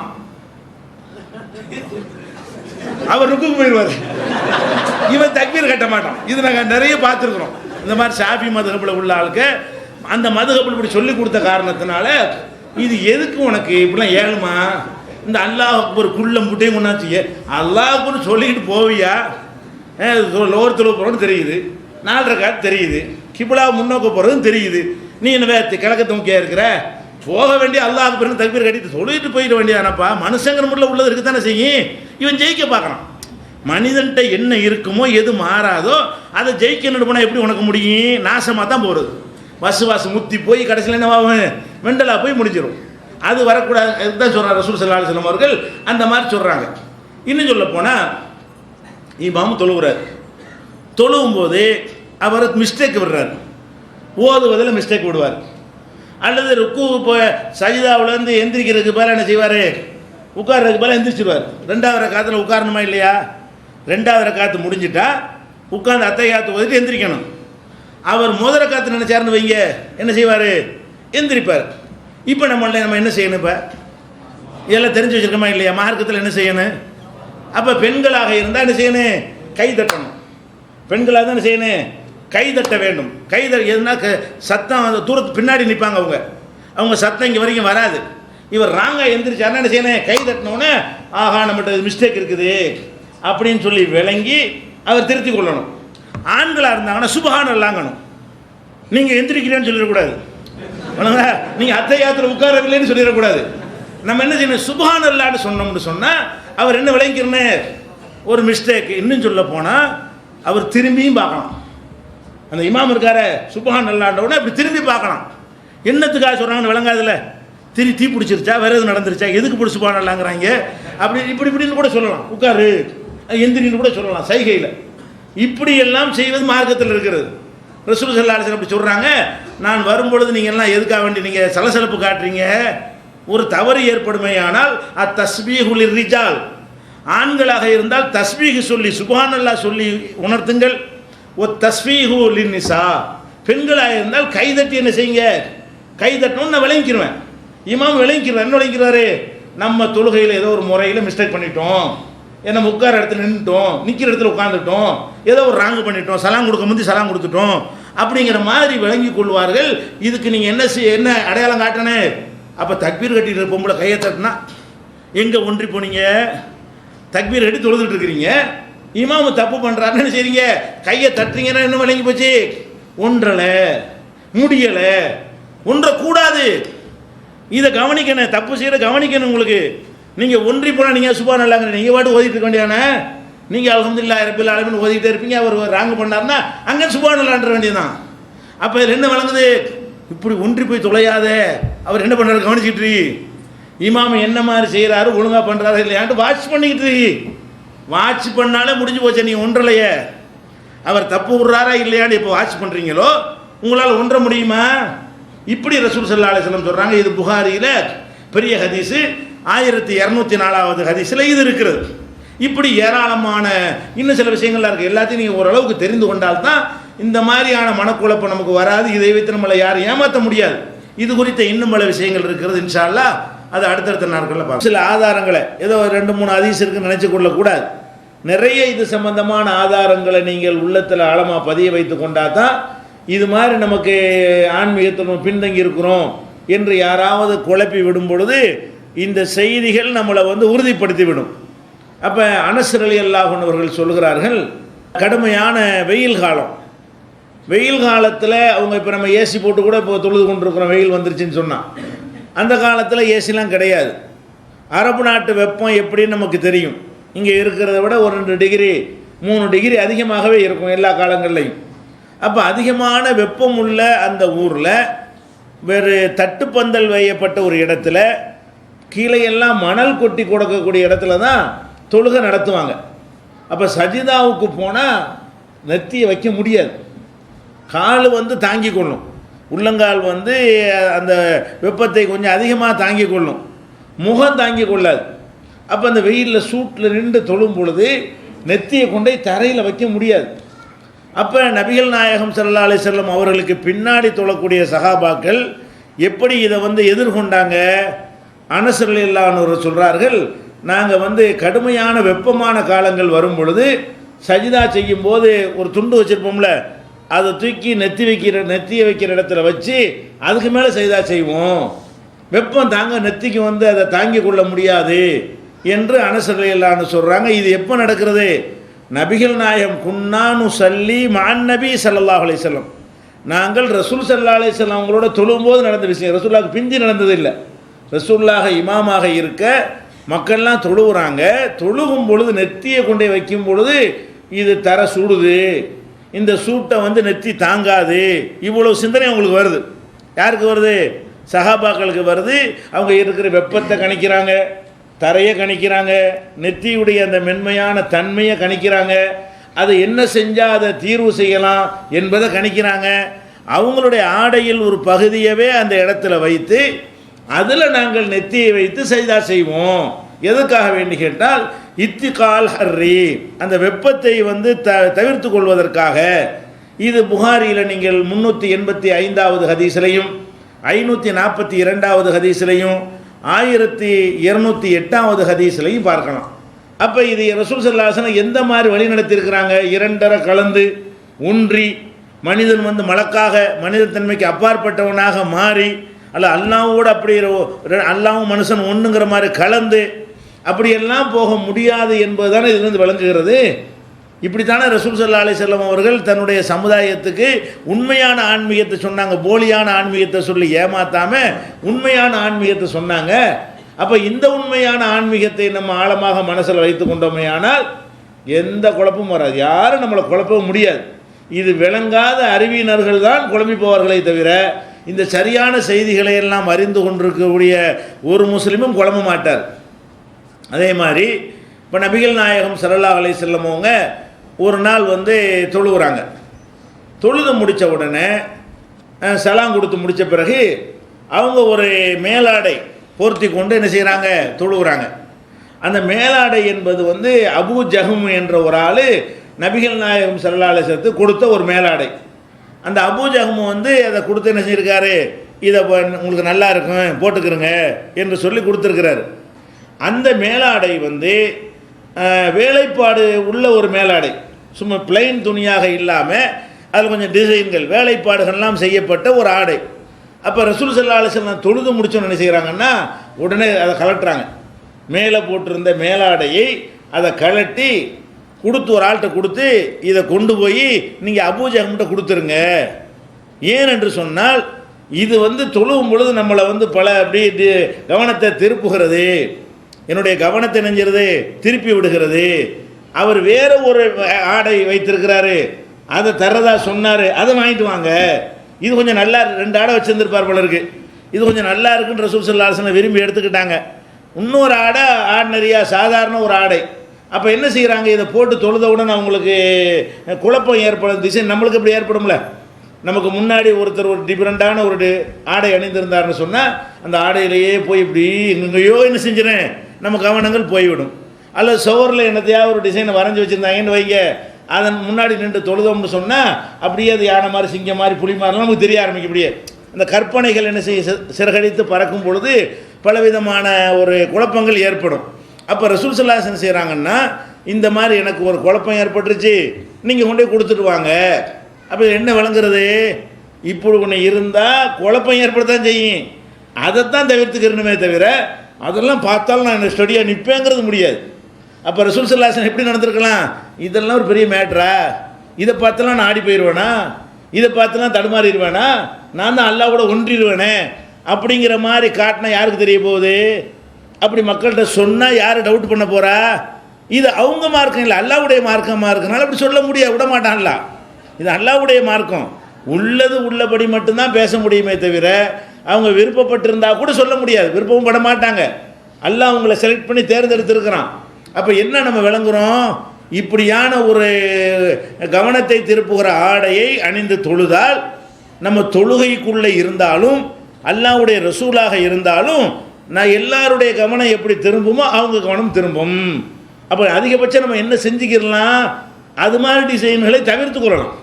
தொழுகிற இடங்கள் டிசைன் இல்லாமல், முன்னாடி இருக்கிற சவர்கள் டிசைன் இல்லாமல், போட்டுக்கிற சட்டை கவனத்தை அப்படியே மாற்றக்கூடிய வகையில் இல்லாமல் அதான் செய்ய முடியுமே தவிர அது மாதிரி ஒன்றில் நம்ம இருந்தால் கவனம் சிதறும். அல்லாஹ்வுடைய தூதராக இருந்தாலும் சிதறும். காட்டுதா இல்லையா? இது நீங்கள் புகாரியில் 383வது ஹதீஸு, 752வது ஹதீஸு, 5817வது ஹதீஸில் எல்லாம் இதை பார்க்கலாம். அப்போ இதெல்லாம் எதுக்கு அந்த ரசூல் ஸல்லல்லாஹு அலைஹி வஸல்லம் வரலாறில் இதே சொல்கிறாங்க? இது யாருக்காவது அந்த மனசில் குழப்பம் வந்திருந்தா கூட இதை போய் சொல்லணுமா? யார்ட்டையாவது பேச அமைக்கிருக்கலாம்ல, பேசாமல் நினைஞ்சிருக்கலாம், அப்படி அமைக்க சேர்ந்துட்டு போன்று அப்படி சொல்ல விரும்பலை. இதை மக்கள் மத்தியில் போய் கொடுத்துப்புட்டு என்னுடைய கவனத்தை திருப்பிடுச்சு வேற வாங்கிட்டு வா என்று சொல்வதன் மூலமாக இது மனிதனை யாரும் தொழுகைக்குள்ளே இருந்தாலும் ஒன்றை இயலாது. அப்படியான ஒரு தொழுகை உலகத்தில் ஒருத்தனும் தொலை கிடையாது. அப்படி சொன்னால் அவன் ஏமாத்துகிறான் என்று காட்டுதா இல்லையா? அல்லாஹ்வுடைய ரசூலுக்கு முடியாத ஒன்று மற்றவங்களுக்கு முடியுமா? இதை நம்ம விளங்கிக் கொள்ள வேண்டும். அதே மாதிரி அனஸ் ரலியல்லாஹு அன்ஹு அவர்கள் சொல்கிறாங்க, ஆயிஷா நாயகி அவங்கள்ட்ட ஒரு திரைச்சீலை, திரைக்கு அழகுக்காக தொங்க விடுவாங்கல்ல, அந்த மாதிரி ஒரு சேலை ஒன்று இருந்தது. அது என்ன செய்வாங்கன்னு கேட்டால் வாசலுக்கு முன்னாடி தொங்க போட்டிருப்பாங்க. வாசலுக்கு முன்னாடி தான், கதவு இல்லாத வீடு தானே அது, முன்னாடி ஒரு அழகான ஒரு ஸ்க்ரீன் இணைஞ்சிருப்பாங்க, தொங்க விட்டு வச்சுருப்பாங்க. அப்போ ரசூல் ஸல்லல்லாஹு அலைஹி வஸல்லம் என்ன செய்கிறாங்கன்னு கேட்டால் அது கிப்லாவை நோக்கி இருக்குதா, வீட்டிலேருந்து தொழுவாங்க. தொழும்போது அந்த அந்த திரைச்சீலை ஆடும்ல, ஆடும் போல் அதில் உள்ள டிசைன்கள் அதெல்லாம் அப்படி கவனத்தை மாற்றுதா. உடனே என்ன செய்கிறாங்க? தொழு போகும்போது இதை அப்புறப்படுத்து, அதுலேயே கவனம் போய்கிட்டு இருக்குது, என்னுடைய தொழுகையை அது கெடுக்குது, அதனால் என்னுடைய தொழுகையை இது கெடுத்துரும் என்ற காரணத்தினால் இதை நீ போடாதே. அப்போ தொழுகும் பொழுது தொழுகைக்கு முன்னாடி அந்த மாதிரி இருக்கக்கூடாது என்று தான் கவனமாக இருந்தாங்களே தவிர அது இருந்தாலும் நான் அப்படி ஒன்றி போயிடுவேன் இருக்கலை. அது இருந்தாலும் என்னை யாரும் அசைக்க முடியாது, என்னை சைத்தான் ஒன்றும் பண்ண முடியாது என்று அவங்க சொல்லலை. இது மாதிரி இருந்தால் அது ஏற்படும். அதை பார்க்காம நம்ம விலகி கொள்ளணும். அது முன்னாடி இல்லாமல் நம்ம பார்த்து கொள்ள வேண்டுமே தவிர அது மனிதனை திசை திருப்பக்கூடிய விஷயங்கள் தொழுகைக்குள்ளே இருந்தாலும் ரசூலாக இருந்தாலும் திருப்பும். நானாக இருந்தாலும் அது திசையை திருப்பத்தான் செய்யும். எவ்வளோ அற்புதமான ஒரு மனிதர்னு பாருங்கள், இவ்வளோ அற்புதமான மார்க்கம்னு பாருங்கள். யாரையும் ஏமாற்றாமல், ஃப்ராடு பண்ணாமல், தன்னை கூடுதலாக ஒசத்தி கொள்ளாமல், என்ன அல்லாஹ் அவங்களுக்கு தரஜா கொடுத்தானோ அதை மட்டும்தான் சொல்லி கொண்டார்களே தவிர அவங்களாக தன்னை இல்லாதெல்லாம் பில்டப் கொடுத்து செய்வாங்க இல்லையா, அந்த மாதிரி எல்லாம் செய்யக்கூடியவராக யாரை பார்க்க முடியலை? ரசூல் ஸல்லல்லாஹு அலைஹி வஸல்லத்தை பார்க்க முடியலை. ஆனால் மேட்ரு என்ன? மனக்குழப்பத்துக்கு தீர்வு இருக்கா இல்லையா? இது மாதிரி நம்ம ஆன்மீகத்தில் நம்மளை பின்தங்கி இருக்கிறோம், மற்றவங்களாம் எங்கேயோ போயிட்டாங்க, நம்ம எப்போ அடைய போகிறோம், நம்ம எப்படி அந்த நிலைக்கு போகிறது, அதெல்லாம் நீங்கள் குழம்ப தேவையே கிடையாது. எல்லோரும் இப்படி தான் இருக்கிறாங்க. இன்னும் சொல்ல போனால் நம்ம கொஞ்சம் பரவாயில்லாமல் இருப்போம். யார் நாங்கள் மேலே இருக்கிறோன்னு சொல்கிறானோ அவன் கீழே இருப்பான். ஏன் அவ்வளோ பொய்? நம்மளாவது உண்மையில் அப்படி இருக்கிற சொல்லிக்கொள்கிறோம். அவன் உங்களையெல்லாம் பக்குவப்படுத்த போகிறேன் நான் வேறேன்னு சொன்னான்னா அவன் தான் கீழ்மகனாக இருப்பானே தவிர நம்ம கீழ்மகன் கிடையாது. ஏன்னா நம்ம உள்ளது உள்ளபடி எங்களுக்கு ஏழலை, முடியலை, இப்படி முழுசாக ஒன்ற முடியலைன்றதை ஒத்துக்கொள்கிறோம். அவன் என்ன செய்கிறான்? அந்த நிலையில் இருந்து கொண்டு அப்படி இல்லைங்கிற மாதிரி மக்களை ஏமாத்துக்கிறான். அப்போ அவன் தான் மனக்குழப்பத்துக்கு ஆளாகணுமே தவிர நம்ம ஆக தேவையில்லை. சாதாரண மனிதர்கள் எல்லாம் மனக்குழப்பத்துக்கு ஆளாக வேண்டிய அவசியமே கிடையாது என்பதை இதிலிருந்து பார்த்து கொள்கிறோம். இந்த செய்தி ஆயிஷா நாயுடைய வீட்டில் அந்த திரைச்சீலை தொங்கவிட்ட செய்தி புகாரியில் 374வது ஹதீஸிலையும் 5959வது ஹதீஸிலையும் இருக்கிறது. அதே மாதிரி தொழுகிறோம், பள்ளிவாசலில் தொழுகிறோம், நல்ல அழகான தரை போட்டு வச்சுருக்கிறாங்க, பிரச்சனை இல்லை. அந்த காலத்தில் தொழுகும் பொழுது வேறு எந்த இடத்துல வேண்டாலும் தொழுவாங்க. அல்ல நம்ம போராட்டங்களில் கலந்து கொள்கிறோம், ரோட்டில் தொழுக வேண்டிய நிலைமையெல்லாம் ஏற்படும். ரோட்டில் உள்ளது சமதரையாக இருக்குமா? இருக்காது. அதில் கரடு முரடாக இருக்கும், கல்லுகள்லாம் சின்ன சின்ன கல்லுலாம் இருக்கும். அதில் கொண்டு நெத்தியை வச்சேன்னு வைங்க, ஜெயிலில் அடைச்சிவிட்டான்னு வைங்க. ஒரு மண்டபத்துக்கு முன்னாடி உள்ள இடத்துல நம்ம தொழுவோம். அந்த இடத்த பார்த்தா என்ன செய்யும்? நெத்தியை கொண்டு வச்சா குத்தும். அந்த மாதிரி கல்லுகள்லாம் கிடக்கும். இது மாதிரியான ஒரு நிலையெல்லாம் அடையும் பொழுது அதுக்கு எப்படி செய்யணுங்கிறாங்க ரசூல் ஸல்லல்லாஹு அலைஹி வஸல்லம். அவங்க சொல்கிறாங்க, ஒரு மனிதர் தொழுகையில் என்ன செய்ய தொழுதுகிட்டு இருக்கும்போதே சைதாக்கு போகிறார்ல, இப்படி இப்படி தரையை சரியாக்கிட்டு போகிறார். சைதாக்கு போய்கிட்டு இருக்கும்போது சுத்தம் போயிட வேண்டியதானே. அந்த மணலில் தொழும்போது கூட மணல் கொஞ்சம் சமமாக இல்லாமல் கொஞ்சம் ஏற்ற இறக்கமாக இருக்கும் பொழுது பாதிக்குங்கிறதுனால இப்படி சஜிதாவுக்கு போகும்போது இப்படி என்ன செய்கிறாரு. அதை பார்த்து ரசூல் ஸல்லல்லாஹு அலைஹி வஸல்லம் செய்கிறாங்க, இப்படி ரொம்ப செய்யாதப்பா, இன்குந்த ஃபாயிலன் ஃபாஹிதத்தன், இப்படி செய்யணுட ஒரு தடவை செய்வேன், இப்படி செய்துக்கிட்டு இருக்கிற, அது எதை கண்டிக்கலை, தேய்ச்சதை கண்டிக்கலை, அப்படி மண்ணு தரையாக இருந்து ஒரு தட்டி விடுக்க, ஒரு தடவை செய்யி சமமாயிக்க, அப்புறமேல நீ தொழுவுன்னு சொல்கிறாங்களே தவிர, உனக்கு எந்த ஏன் வந்துச்சு, உனக்கு ஏன் சமதரேன்னு தெரிஞ்சு, ஏன் மேடு பள்ளம் உனக்கு தெரிஞ்சு, அங்கே ஏன் கல் கிடக்குற உனக்கு ஏன் தெரியுது, நீ ஒன்றி போயிட வேண்டியதானே, மண்டை பொத்து போனால் பொத்து போயிட்டு அப்படி சொன்னாங்களா? இல்லை, முடியாது. ஏன் முடிகிறது தான் சொல்ல வந்தாங்களே தவிர முடியாத ஒன்றை நம்ம மேலே திணிக்கிறதுக்கு ரசூல் ஸல்லல்லாஹு அலைஹி வஸல்லம் வரல. அப்படி அழகாக சொல்கிறாங்க, இன்குந்த ஃபாயிலன் ஃபவாஹிதத்தன், அப்படி செய்கிறதா இருந்தால் ஒரு தடவை செஞ்சுக்க, ரொம்ப போட்டுக்கிட்டு என்ன செய்யக்கூடாது, ஆழ்த்தி கொள்ளக்கூடாது என்று சொன்னதை புகாரியில் 1207வது ஹதீஸில் நம்ம பார்க்குறோம். அதே மாதிரி ரசூல் ஸல்லல்லாஹு அலைஹி வஸல்லம் அவங்க தொழுகிறாங்க. தொழுவும் போது ஜமாத்தில் பள்ளிவாசலில் தொழுகை நடத்துகிறார்கள். தொழுகை நடத்தும் போது எதிரில் சுவர்லாம் கிடையாது தானே, சும்மா தட்டி வச்சு அடைச்சிருப்பாங்க, அந்த மாதிரி உள்ள அமைப்பில் தான் இருக்கும். அப்போ என்ன பண்ணுறாங்கன்னா, தொழுவு பார்க்குறாங்க, அதில் போய் யாரோ எச்சி துப்பியிருக்கிறாங்க. இந்த சளி எச்சி வரும்ல, அதை துப்பியிருக்கிறாங்க. நேராக மூஞ்சிக்கு நேரம் ரசூல்லா நிற்கிறதுக்கு நேரம் அங்கே இருக்கிறது. அப்போ ரசூல் ஸல்லல்லாஹு அலைஹி வஸல்லம் பார்த்துட்டு என்ன செய்கிறாங்க, உடனே தொழுகைக்கு முன்னாடி அவங்கள அதை சுரண்டி அந்த இடத்த சுரண்டி கிளீன் பண்ணுறாங்க. கிளீன் பண்ணிட்டு என்ன செய்கிறாங்கன்னு கேட்டால் மக்களுக்கு சொல்கிறாங்க, இன்ன அஹதக்கும் இதா காம ஃபி ஸலாத்திஹி, உங்களில் யாராவது தொழுகையில் நிற்கிறதாக இருந்தால் ஃபஇன்னஹு யுனாஜி ரப்பஹு, அவர் அல்லாஹ்விடத்தில் உரையாடுகிறார். அவர் என்ன செய்கிறார், அல்லாஹ்ட்ட உரையாடுகிறார். அதனால ஃபலா யபுசுகன்ன அஹதுக்கும் கிபலத்திஹி, தொழுதுகிட்டு இருக்கும்போது கிப்லா திசையில் எச்சி துப்பாத. தொழுதுகிட்டு இருக்கும்போது தான், சும்மா நீங்கள் துப்பலாம், ரோட்டில் போயிட்டு என்ன செய்யலாம், கிப்லா பக்கம் எச்சி துப்புறது தப்பு கிடையாது. தொழுகையில் இருக்கும்போது மண்ணு தர தானே, தூணு துப்பி விட்ருவாங்க, முன்னாடி இருப்பாங்க, வாயில் சளி வந்துடும், எச்சி வந்துடும், அவ்வளோ சப்பையும் கடந்துட்டு ஓட முடியாது, இருக்கிற இடத்துல இந்த துப்பி விட்டுறது நேரம்.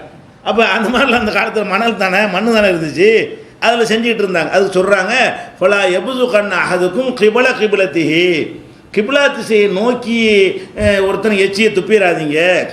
வலாக்கின் அன் யசாரிஹி, தொழும்போது கூட நமக்கு அப்படிலாம் வரும், வாயில் எச்சலாம் ஊரும்ல சில நேரத்தில் அந்த பித்த நீர் அதிகமாகிடுச்சுன்னு சொன்னால் நம்மளை கண்ட்ரோல் பண்ண முடியாத அளவுக்கு என்ன செய்யும், எச்சி ஊறும், வாயில் வச்சுக்கிட்டே இருப்ப முடியாது, எப்படா சொல்லாமல் கொடுப்பாரு என்ன, அந்த மாதிரி பேர் ஒன்றும் உதவ முடியாது. என்ன தப்பிச்சு பெரிய கூட்டமாக இருக்குது, ஜும்மா மாதிரி இருக்குன்னு வைங்க, எத்தனை சப்பை கடந்து எப்படி வெளியே போகிறது, ஒரு சின்ன ஒரு செப்பு 2 செப்பாக இருந்தால் கூட என்ன செய்யலாம், அப்படி கடந்து ஓடி போயிடலாம். பெரிய கூட்டமாக இருந்துச்சுன்னா அப்போ அவன் படக்கூடிய அவஸ்தை, அந்த கஷ்டம்லாம் இருக்குது பாருங்கள் எப்படி இருக்கு.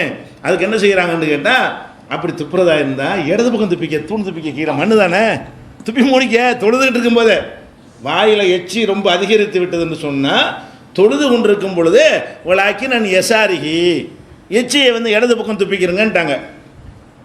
தகுத்த கதமைகி, அல்லது பாதத்தை கீழே துப்பிக்க, எச்சி வருதுன்னா நின்றுக்கிட்டு தொழுதுகிட்டு இருக்கும்போதே நல்லா குனிஞ்சி கால் கடியில் துப்பிட்டு மண்ணை போட்டு முடிக்கங்கிறாங்க. இது மாதிரி சொல்கிறாங்க. அதுக்கப்புறம் இது கூட எல்லா இடத்துக்கும் ஒர்க் அவுட் ஆகுமா? இது அந்த காலத்து சரியா, அவர் இங்கே போய் கால்களை துப்புனா அது ரசூல்லா காலத்து சரியா, மணலில் போய் துப்பி போடலாம். அப்போ ரசூல்லா என்ன செய்கிறாங்கன்னா, கியாமத் வரைக்கும் வழிகாட்டணுமே, எல்லோரும் மணலில் இந்த மாதிரியான பள்ளியாசல்லாம் வரும்னு அல்லாவுக்கு தெரியுமே, அதுக்கு தகுந்த மாதிரி தான் அவங்கள்ட்ட இருந்து சட்டத்தை எல்லாம் வர வைப்பான். இந்த மாதிரி வரும், மொசைக்கு வரும், மார்பிள் வரும், இந்த மாதிரியான சீட்டு போட வேண்டியதெல்லாம் வரும். அதில் இடது பக்கம் துப்ப முடியாது, கீழே துப்ப முடியாது, துப்புனா வெளியே பிடிச்சி போட்டுருவாங்க. முதல்ல நம்ம துப்பிட்டு நம்ம உட்கார முடியுமா? அதில் நமக்கு முடியாது. அதுக்கு என்ன செய்கிறாங்க, இந்த மாதிரி வந்துருச்சுன்னு சொன்னால் அவங்க அளவுக்கு தேவையே கிடையாது. ரசூலுல்லா காலத்துக்கு என்ன இல்லை, இப்போ இந்த சட்டம் தேவையில்லை. அவங்க மணலில் துப்பிட்டு போயிடலாம். நமக்காக என்ன சொல்கிறாங்கன்னு கேட்டால், அவங்க மேலே ஒரு துணியை எடுத்து எச்சிரமும் அதிகமாகிடுச்சா, தொழுகை விட்டு ஓட முடியாதா, அதில் துப்பி மூடி வச்சுக்க. அப்போ என்ன சொல்கிறாங்க, ஓத முடியாது, கவனத்தில் இருக்க முடியாது, எப்படா முடிப்பாருன்னு நினைப்பாங்க. அதனால் ஏதோ கரைச்சி பிரித்து வந்து என்ன செய்யணும், எச்சி வந்துச்சுன்னா அதில் துப்பி வச்சுக்கிட்டுங்க. இதெல்லாம் ஒரு பெரிய மேட்ரு வேறு, என்ன தான் செய்கிறதுங்கிறேன். பார்த்தவங்களுக்கு 60 மாதிரி தெரியும். இவ்வளோ பெரிய கூட்டத்தில் ஒரு கூட்டத்தை கடந்து போக முடியாத ஒரு நிலை ஏற்படும்போது ஒரு என்ன தான் பண்ணுறது? தொழுகையை முடிச்சுட்டு ஓட முடியுமா? அந்த மாதிரி செய்யாமல் என்ன செய்யுங்க, இது மாதிரி செய்து கொள்ளுங்கள். சில நேரங்களில் சில அதிகாரிகள் எல்லாம் பார்க்க போயிருப்பாங்க. அந்த மாதிரி நேரத்தில் வாயில் ஊறிச்சுன்னு வைங்க, அது இப்போ அமைச்சர் முதலமைச்சரை பார்க்க போயிருக்கும்போது இப்போ என்ன தான் பண்ணுவீங்க? அந்த இடத்துல இருந்து போய் சுற்றிட்டு வரேன்னு போக முடியுமா? அதெல்லாம் சில விஷயங்கள் நம்மளுக்கு பெரிய பாதிப்பாக இருக்கும், வேறு மாதிரி எடுத்துக்கிடுவாங்க. அலட்சியப்படுத்துறதா இந்த டெக்னிக் கையாண்டுக்கிற வேண்டியதானே? அப்படி திரும்பி வாய்க்கில் வச்சுக்கிறீங்க, பின்னாடி வந்து கழுவி போட்டுருங்க, தோசிக்கிறீங்க. எவ்வளோ அழகான வழிகாட்டு. இது எதுக்கு பிரச்சனைன்னு கேட்டால் தொழுகைக்கு தான் மேட்ரு. என்னென்னு கேட்டால் தொழுதுகிட்டு இருக்கும் பொழுது கூட அப்படி சொல்லி காட்டுறாங்க. சும்மா அகத தரஃபர் இதாயி, அவங்களுடைய மேலாடையின் ஒரு பகுதியை எடுத்து இப்போ வசகபிஹி அதில் துப்பி காட்டி, சும்மா ரத்த பாலகு அடாபாலின் அதை உன்னோட உன்னை இணைச்சி காட்டி, இப்படி செய்யப்பா. ஏன் எதுக்கு போய் துப்புற? கிபிலா திசையில போய் துப்புற? கிபிலா திசையில துப்பாத.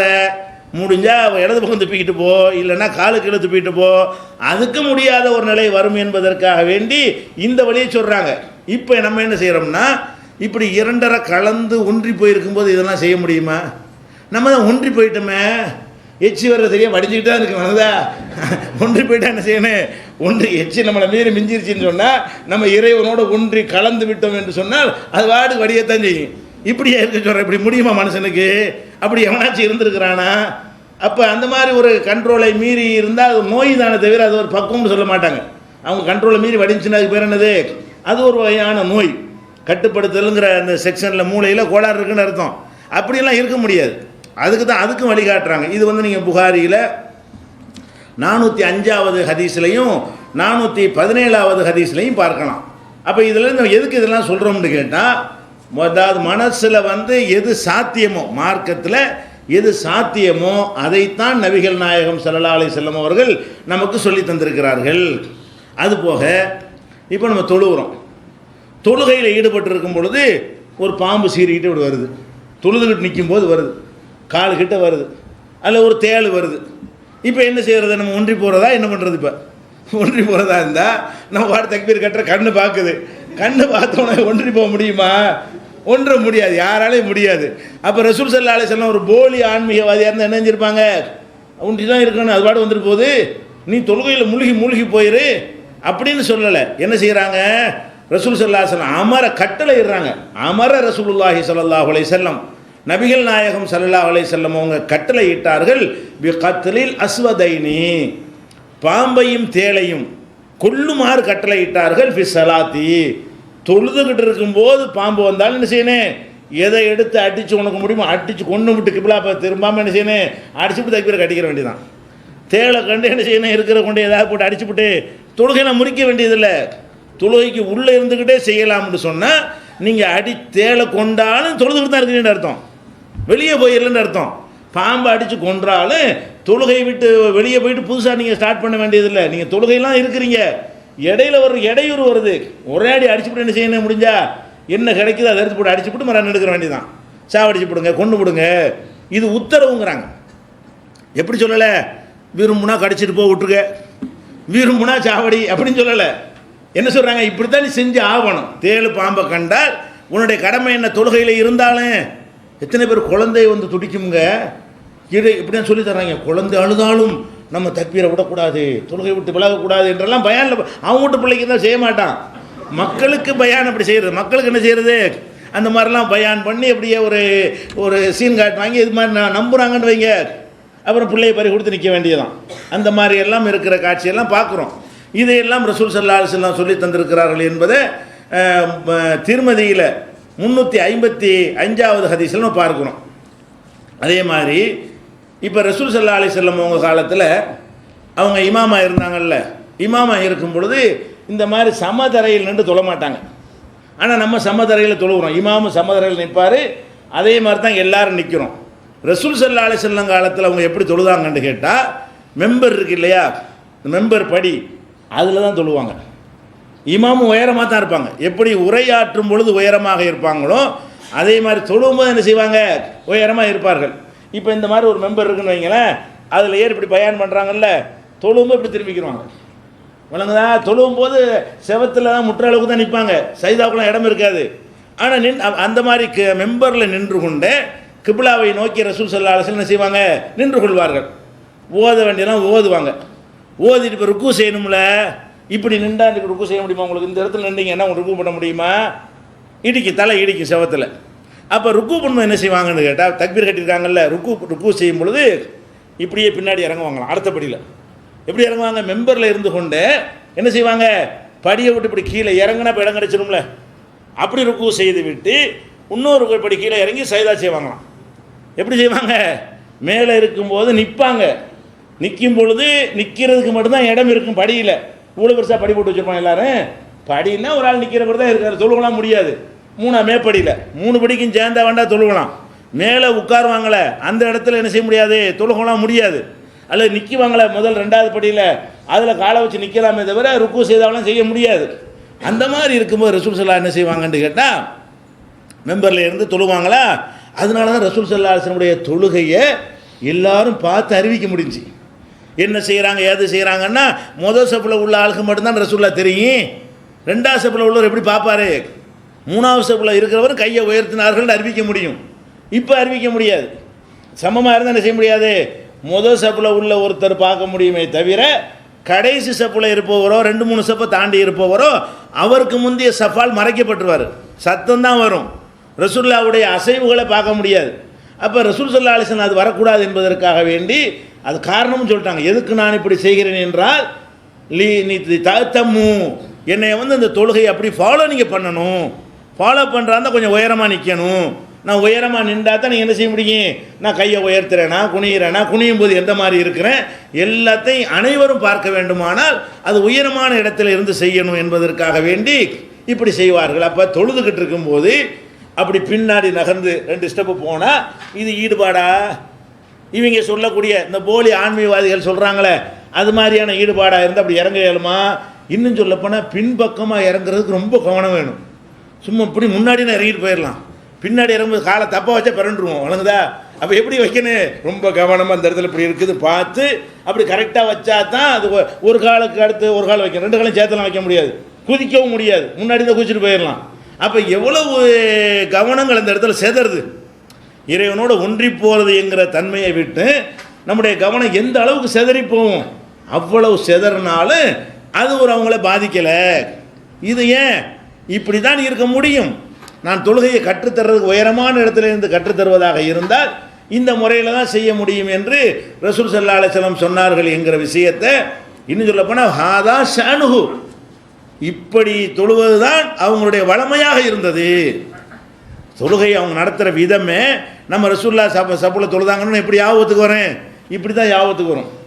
இப்போ நம்ம எப்படி எந்த முறையில் பார்க்குறோமோ அது நினைவுக்கு வரும். அல்லாஹ்வுடைய ரசூலுடைய தொழுகை முறை அந்த மாதிரி இருக்கல. உயரமான இடத்துல இருந்து கொண்டு அவங்க தொழுவாங்க. ருக்கு செய்தா செய்யும்போது பின்பக்கமாக நடந்து என்ன செய்வாங்க? ருக்கு செய்தாவை தரையில் செஞ்சுட்டு அப்புறமேல் மறு ஏறிக்கிறாங்க. அது ஒரு முக்கியம். சைதா ஒரு ரகாத் முடிஞ்சிருச்சு, அப்புறம் எந்திரிச்சிட்டு மறு முன்னாடி ஏறி இப்படி வந்துடுறது. இவ்வளோ வேலை நடக்குது தொழுகையில். இப்போ 2 கலந்து ஒன்றுறது இருக்குமா? இதில் இது சாத்தியப்படுமா? அப்போ இதில் நம்ம இன்னும் பொதுவாகவே இந்த தொழுகைங்கிற விஷயமே 2 கலந்து காட்டுதுங்க. எவ்வளோ மூமெண்ட் இதில் இருக்குது. 2 கலந்து இப்படி கட்டாயத்தை நிற்கணும். 2 கலந்து என்ன செய்யணும்? கையை ஒசத்தணும், குனியணும், வாயு ஒன்று சொல்லணும், அப்புறம் சைதா ஒன்றும் இன்னொன்று இதை ஓதணும்னு இருக்கிறது. 2 கலந்து எப்படி கரெக்டாக யாவும் வச்சுக்கிற முடியும்? ருக்குவில் ஓதணும், சைதாவில் ஓதணும்னா அப்போ 2 கலக்கலன்னு அர்த்தம். 3 தடவை வேண்டாம், 3 தடவை தான் ஓதணும். அதான் ஓதிக்கொண்டே எண்ணிக்கிட்டு இருக்கணும், ஓதவும் செய்யணும். சுப்ஹான ரப்பியல் அலீம்னு சொல்லிட்டு விட்டால் எப்படி முடிக்கணும்? 3 முடிக்கணும்ல, 3, 5, 7 சொல்லணும்னு சொன்னால் அப்போ அந்த கவனத்தை எதுலையும் நம்பர்லையும் செலுத்த வேண்டியிருக்குது. சுப்ஹான ரப்பியல் ஆலாவில் மட்டும் செலுத்த மாட்டோம் நம்ம. இது 1, இப்போ 2 சொல்லிட்டோம், இப்போ 3 சொல்லிட்டோம், யாவும் வருதா இல்லையா? இவ்வளவும் வருது அதுக்குள்ளே. அப்போ தொழுகையிடு அந்த விஷயமே என்ன காட்டுதுன்னு கேட்டால், இப்போ இருக்கிற இபாதத்திலே அல்லாஹ்வோட ஒன்றுவது அது ஒன்று தான். நோம்புல ஒன்றுவதை விட, ஹஜ்ஜில் ஒன்றுவதை விட, வேறு எந்த தஸ்பீஹ் திக்ரில் ஒன்றுவதை விட அல்லாஹ்வோட முனாஜாத்து உரையாடல் செய்வது எது? இந்த இதில் எச்சி துப்புறலோடு ரசூல் அப்படி தான் சொல்கிறாங்க. நீங்கள் கிப்லாவில் நோக்கி எச்சி துப்பாதீங்க தொழுவும் போது. ஏன்? ஃபைன்னஹு யுனாஜி ரப்பஹு, அவன் ரப்பிடத்தில் இறைவனிடத்தில் உரையாடுகிறான். இறைவன்ட்ட ஒரு ஆள்கிட்ட உரையாடிட்டு இருக்கும்போது நேரம் மூஞ்சில் துப்புவியா? ஒரு ஆள்கிட்ட எதுக்கு உட்காந்து பேசிகிட்டு இருந்தோம்னா தூண்டு துப்புவியா? அப்போ ரசூல் அப்படி உதாரணம் காட்டுறாங்க. நீ அல்லாட்ட கிப்லா போட்டு நிற்கும் பொழுது நீ யார்கிட்ட பேசுகிற? இப்போ அல்லாட்ட நீ பேசிக்கிட்டு இருக்கிற. அல்லாஹ்விடத்தில் பேசிகிட்டு இருக்கும்போது நேருக்கு நேர் துப்புனீங்கன்னு சொன்னால் அல்லாஹ்வை நோக்கி துப்புறதா ஆகுது. அதனால் தொழுகையில் அப்படி செய்யாதீங்கிறாங்க. அப்போ இதில் முக்கியமான பாயிண்ட் என்னென்னு கேட்டால், தொழுகை என்பது தான் ஆன்மீகத்திலேயே மனிதன் ஒன்றக்கூடிய ஒரு இடம். தொழுவும்போது நம்ம திங்க மாட்டோம், தொழுவும்போது குடிக்க மாட்டோம், தொழுவும்போது வேறு எந்த உலகத்து செயலையும் செய்யவே மாட்டோம். அப்போ தொழுகும்போது பல விஷயங்களில் விலகி இருக்கிறோமே, இதுதான் ஒன்றுவதில் அதிகமான ஒரு காரியம் இதில் அடங்கி இருக்கிறது. அது தொழுதுட்டு இருக்கும்போது யாராவது வர பேசினா பதில் சொல்லுவோமா? தஸ்மீ செய்யும்போது பதில் சொல்லிடுவோமே, சுப்ஹானல்லாஹ் சுப்ஹானல்லாஹ்ங்கிறீங்க. யாராவது சோமா இருக்கீங்களா? சோமா இருக்குங்க, அல்ஹம்துலில்லாஹ் அல்ஹம்துலில்லாஹ் போம், இதெல்லாம் செஞ்சிருவோம். தொழுகையில் இப்படி செய்வோமா? அப்போ மனிதன் இருக்கிற இபாதத்தில், இஸ்லாத்தில் நமக்கு தந்திருக்கிற இபாதத்துகளில் அதிகமாக ஒன்றி போகிற ஒரே இபாதத்து தான். அந்த ஒரு இபாதத்திலேயே அது கிடையாதுங்கிறாங்க. ஒரு இபாதத்திலேயே நீங்கள் நினைக்கிற மாதிரி இவங்க பொய் சொல்கிற மாதிரி ஒன்றுவது என்பது நடக்காது. தொழுகையில் இல்லைன்னா வேற எங்கே ஒன்றுவதுங்கிறேன். அல்லாட்ட முனாஜாத்து பண்ணும்போது நேருக்கு நேர் அல்லாட்ட ரகசியமாக உரையாடல் செய்யும் பொழுது ஒரு மனிதனுக்கு ஒன்றுவது இவ்வளவுதான் முடியும் என்றால், தொழுகைக்கு வெளியில் உள்ளதில் என்ன அளவு ஒன்ற முடியும்? இதை நம்ம என்ன செய்யணும், சிந்திச்சு பார்க்க வேண்டும். ரசூல் ஸல்லல்லாஹு அலைஹி வஸல்லம் தொழுதுகிட்டு இருக்கிறாங்க. தொழுதுகிட்டு இருக்கும்போது என்ன செய்கிறாங்கன்னு கேட்டால், சில ஆட்கள் வேக வேகமாக ஓடி வர்றாங்க. ரசூல் ஸல்லல்லாஹு அலைஹி வஸல்லம் தொழுதுகிட்டு இருக்கிறாங்க. தொழுதுகிட்டு இருக்கிறவங்களுக்கு வேக வேகமாக ஓடுறது முன்னாடி தொழுதாலும் தெரியும். எப்படி தெரியும்? அந்த சலசலப்பு தெரியும், ஒரு சத்தம் கேட்கும், ஒரு மாதிரி இறைச்செல்லாம் கேட்கும். அப்போ ரசூல் ஸல்லல்லாஹு அலைஹி வஸல்லம் ஓதிக்கிட்டு இருக்கும் பொழுது அவங்களுக்கு எது தெரியுது? இந்த ஆளுக்கு வேக வேகமாக ஓடி வர்றாங்க ருக்கூவில் சேர்றதுக்காக வேண்டி. ருக்கூவில் சேர்ந்தால் தான் ரக்காத்து கிடைக்கும். கொஞ்சம் லேட் ஆகிடுச்சுன்னா ரக்காத்து போயிருமேங்கிறதுக்காக வேண்டி அங்கே ரசூலுல்லாஹ் தொழுகை நடத்திக்கிட்டு இருக்கும்போது வேக வேகமாக வர்றாங்க. வேக வேகமாக வரும்பொழுது காலடி ஓசையை வைத்து அவங்களுக்குள்ள அந்த அசைவுகள் வைத்து முன்னாடி இருக்கிறவங்க என்னமோ நடக்குதுங்கிறது தெரிஞ்சிடும். கண்ணை மூடிட்டு இருந்தால் கூட ஒரு சலசலப்பு இருந்தால் நமக்கு தெரியுதா இல்லையா? இதில் ஒரு சலசலப்பு ஏற்படுது. அப்போ இதை கவனித்து முடித்துட்டு தொழுது முடிச்சோன்னு என்ன செய்கிறாங்க, ஏன்ப்பா என்னப்பா விஷயம், ஏன் இப்படி ஓடி ஓடி வர்றீங்க, சலாம் கொடுத்து முடித்தோன்னு கேட்குறாங்க. அப்போ அவங்க என்ன செய்கிறாங்க, இஸ்தாஜல்னா இலசலாத், தொழுகைக்கு தானே வேகமாக வந்தோம், வேகமாக வேறு எங்கே போயிட்டோம் அப்படின்னு சஹாபாக்கள் என்ன பதில் சொல்கிறாங்க, என்னப்பா சலசலப்புன்னு கேட்டால், தொழுகைக்கு வேகமாக வந்தோம், சீக்கிரம் அவங்க ஜமாத்தில் சேர்ந்துக்கிறலாம்ல, ருக்கு செய்தா எல்லாம் கிடைக்கும்ல, அதுக்காகத்தான் வந்தோம் அப்படிங்கிறாங்க. அப்போ ரசூல் ஸல்லல்லாஹு அலைஹி வஸல்லம் சொல்கிறாங்க, ஃபலா தஃபாலு, அப்படி செய்யாதீங்க.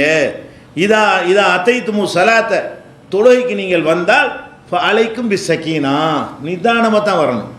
கிடைச்சதில் சேர்ந்துக்கிறங்க, விட்டதை பிந்தி எந்த தொழுவுங்க. அதுக்கு ஏன் ஓடி வர்றீங்க? ருக்கு போனால் போயிட்டு போதுங்கிறேன். ரசூலுல்லாஹ் சொல்கிறாங்க, சைதா போனால் போயிட்டு போகுது. எது கிடைக்குதோ இமாம்கிட்ட நீங்கள் சேரும் பொழுது அத்தையாத்தான் கிடைக்கும்னா அது கிடைச்சிட்டு போகுது. அப்போ தொழுதுட்டு இந்த மாதிரி காலத்தில் தொழுதுட்டு ஓடி வந்தான்னு வைங்க, தொழுகைக்காக வேண்டி வலிக்கு விழுந்துருவான் மொசைக்கிலாம். ஆள் 10 பேர் 15 பேர் ஓடி வந்தானே என்ன ஆகும்? அதெல்லாம் கவனிக்கிறேன். அதெல்லாம் எவ்வளோ அழகான மார்க்குன்னு பாருங்கள். அந்த காலத்தில் ஓடி வர்றதுனால ஒரு பாதிப்பும் வராது. இந்த காலத்தில் நம்ம பள்ளிவாசலில் வீடுகளை விட வலுவலுன்னு போட்டிருக்கோம் தரைகள்லாம். அந்த மாதிரி போட்டிருக்கிற இடத்துல ஓடி வந்தான்னு சொன்னால் வழுக்குனாடா அவ்வளோதான் முடிஞ்சு வச்சு மண்ணு தெரிச்சு போயிடும். அப்போ அந்த மாதிரிலாம் வரக்கூடாதுங்கிறதுக்கா என்ன சொல்கிறாங்க, தொழுகை நடந்து கொண்டு இருந்தால் ஒழு செய்து விட்டு நிதானமாக ஒரு காரியத்தை செய்வதற்கு எப்படி நிதானமாக போவோமோ அது மாதிரி வரணும். இமாம் எதில் இருக்கிறாரோ அதுக்கு ருக்கு போனால் போயிட்டு போகிறாரு, சைதாவில் போய் சேர்ந்துக்கிறோம், விட்டதை பிந்தி தொழுதுக்குருவோம் என்று ரசூல் ஸல்லல்லாஹு அலைஹி வஸல்லம் அவங்க வழிகாட்டுறாங்க. வழிகாட்டு என்ன செய்கிறாங்க, ஒமா அதற்கு தும்ப சல்லு, கிடைச்சதில் சேர்ந்துக்கிறங்க, ஒமா ஃபாத்தக்கும் ஃபாத்திமு, எது விட்டுருச்சோ எந்திரிச்சு தொழுவுங்க, இல்லை எதுக்கு போட்டு அழட்டிக்கிறீங்க என்று சொல்கிறாங்க. அது மேட்ரு இல்லை. இப்போ அதுக்காக இதை சொல்லலை. தொழுதுகிட்டு இருக்கிறவங்களுக்கு இது ஏன் கேட்கணும்? ரசூல் ஸல்லல்லாஹு அலைஹி வஸல்லம் தொழுதுகிட்டு இருக்கிறாங்க, அப்படி ஒன்றி போய் இருந்தால் யார் ஓடி வந்தா என்னவா இருந்தா என்ன முதல் காதில் விழுவும். அதெல்லாம் இப்படி 2 கலந்து அப்படியே இறைவனோடு ஒன்றாயிட்டாங்க. அது மாதிரியான ஒரு ஸ்டேஜ் மார்க்கத்தில் இருக்குமே. ஆனால் அவங்க ஏன் இதை கவனித்தாங்க, சலாம் கொடுத்துட்டு இதை சொன்னாங்க, என்னத்துக்கு வேக வேகமாக ஓடி வந்தியேன்னு கேட்டால் அதுக்கு காது கொடுத்தாங்கன்னு தானே அர்த்தம், கவனத்தை கொடுத்தாங்கன்னு தானே அர்த்தம். ஒன்றில் கவனத்தை கொடுத்தா இன்னொன்றில் கவனம் குறையத்தானே செய்யும். இதுக்கு கவனம் கொடுத்தா அல்லாஹ்வுடைய கவனம் குறையுமா இல்லையா? அதெல்லாம் கொடுக்காமல் இருக்க இயலாது. தொழுதுகிட்டு இருக்கும்போது இடி இடித்தா அவங்க காதில் விளங்காதா? தொழுதுகிட்டு இருக்குதுங்க, இடி இடித்தா காதில் விழுமா விழுவாதா? அப்புறம் என்ன பேசுகிறீங்க? அதானே இயற்கை. அந்த மாதிரி விஷயந்தான். அப்போ அந்த மாதிரியான ஒரு அடிப்படையில் தான் நீங்கள் நடக்கணும் என்று ரசூல் ஸல்லல்லாஹு அலைஹி வஸல்லம் சொன்னது புகாரியில் 635வது ஹதீஸில் நீங்கள் பார்க்கலாம். இதே மாதிரி நபிகள் நாயகம் ஸல்லல்லாஹு அலைஹி வஸல்லம் அவங்க அவங்களுடைய தொழுகையை பற்றி சஹாபாக்கள்கிட்ட தாபியன்கள் கேட்குறாங்க. இது ரசூல்லா காலத்துக்கு பிந்தி, ரசூல் ஸல்லல்லாஹு அலைஹி வஸல்லம் காலத்துக்கு பின்னாடி சஹாபாக்களுக்கு அடுத்த தலைமுறையில் உள்ள ஒருத்தர் வந்து அபூ மாமர் என்பவர் கேட்குறாரு. யார்கிட்ட? ஹப்பாபுங்கிற கேட்குறாரு. ஹப்பாபுங்கிறவர் ஒரு சஹாபி. அவர்கிட்ட கேட்குறாரு, ரசூல் ஸல்லல்லாஹு அலைஹி வஸல்லம் அவங்க யக்ரவு ஃபில் லுஹரி வல் அஸ்ரி, லுஹர் அசரில் ஏதாவது ஓதுவாங்களா? ஏன் அப்படி கேட்குறாங்க? லுஹர் அசரில் சும்மா நிற்கிறோம். லுஹர் அசர் தொழுகையில் ஜமாத் நடத்தும் பொழுது இமாம் வந்து ஓத மாட்டார், சத்தமாக ஓத மாட்டார். அவர் மௌனமாக அல்லாஹ் அக்பர் தான் சத்தமாக சொல்லுவார். ருக்குவுக்கு சத்தமாக போவார், ருக்குவிலேருந்து சத்தமாக எந்திரிப்பார். அல்ஹம்து சூரா ஓதுறாரு, அவர் வந்து சத்தம் போட்டால் ஓதுறாரு, ஓத மாட்டேங்கிறாரு. அப்போ இதை பார்க்குறாங்க, ஏன்னா புதுசு தானே, இப்போ நமக்கு எல்லாம் தெரிஞ்சு போச்சு ரகசியமாக ஓதிக்கலாம்னு சொல்லி. அந்த காலத்தில் அப்போ தான் புதுசு, இப்போ தான் இஸ்லாத்தை அறிந்து கொள்கிறாங்க. இப்போ தொழுகிற முறையை கேட்குறாங்க. 3 தொழுகையில் ஓதுறது விளங்குது. ஃபஜ்ரில் இமாம் சத்தம் போட்டு ஓதுறாரு, மகரிபில் இமாம் சத்தமாக ஓதுறாரு, இஷாவில் இமாம் 2 ரகாத்தில் சத்தமாக ஓதுறாரு. லுஹர் அசரில் சும்மா நிற்கிறாரு. அப்போ சும்மா தான் நிற்கணுமா, எதுவும் ஓதணுமான்னு இவர் டவுட்டு. இமாம் சும்மா நிற்கிறார்ல, சும்மா தான் போய் நின்றுக்கிட்டு இருக்கணுமா, எதையாவது ஓதணுமா, ரசூலுல்லாஹ் ஓதி இருக்கிறாங்களா அப்படின்னு சொல்லி ஹப்பாப்கிட்ட வந்து கேட்குறாங்க. எப்படி? அக்கான ரசூலுல்லாஹி ஸல்லல்லாஹு அலைஹி வஸல்லம் யக்ரவு ஃபில் லுஹரி வல் அஸ்ரி, லுஹர் தொழுகையிலையும் அசர் தொழுகையிலையும் ரசூல் ஸல்லல்லாஹு அலைஹி வஸல்லம் ஏதாவது ஓதுவாங்களா அப்படின்னு கேட்குறாரு. அப்போ ஹப்பாப் சொல்கிறார், ஆமாம் ஓதுவாங்க அப்படிங்கிறாரு. அவர் விட மாட்டேங்கிறாரு. அது எப்படி உங்களுக்கு தெரியும்? சத்தமாக ஓத மாட்டாங்கல்ல, சத்தமாக ஓதனா தானே தெரியும். ரசூல்லா சும்மா நிற்கிறாங்க, முதுவை தான் பார்க்குறீங்க.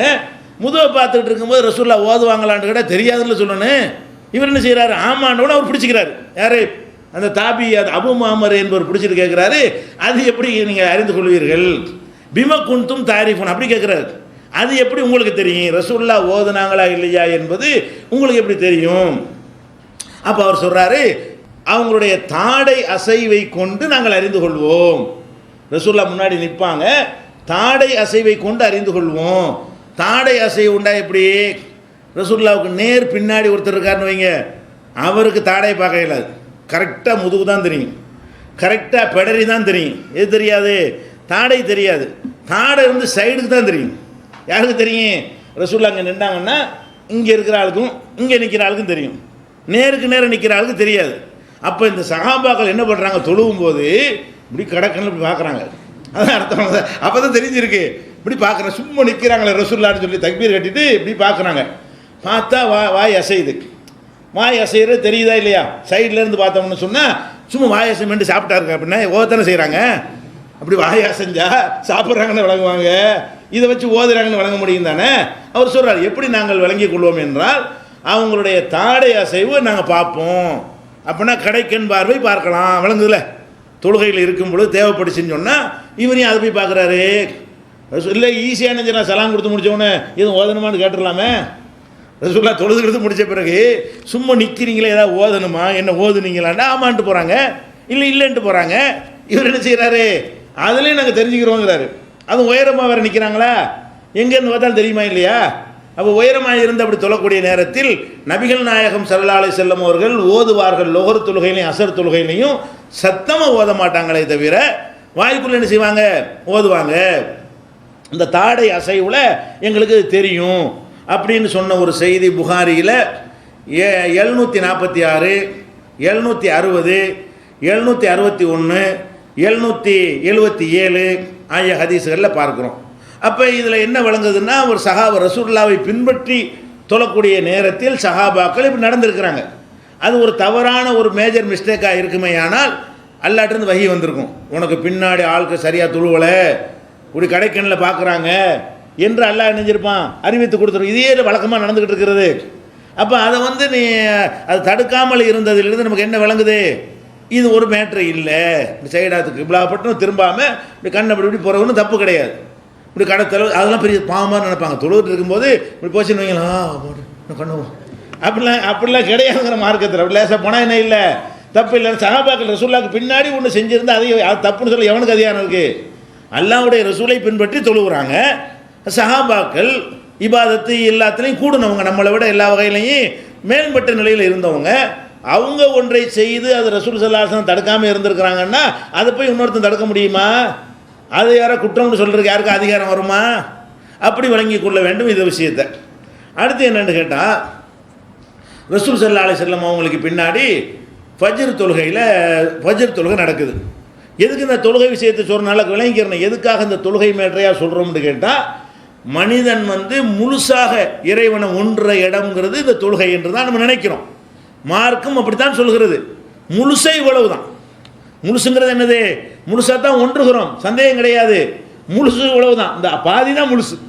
இந்த பாதி ஒன்றம் பாருங்களேன், இந்த பாதி தான் முழுசை இவ்வளவு தானே தவிர முழுசுன்னு சொல்லிட்டு என்ன செய்யக்கூடாது, இல்லாத செய்ய போகிறேன்னு கற்பனை பண்ணிடக்கூடாது.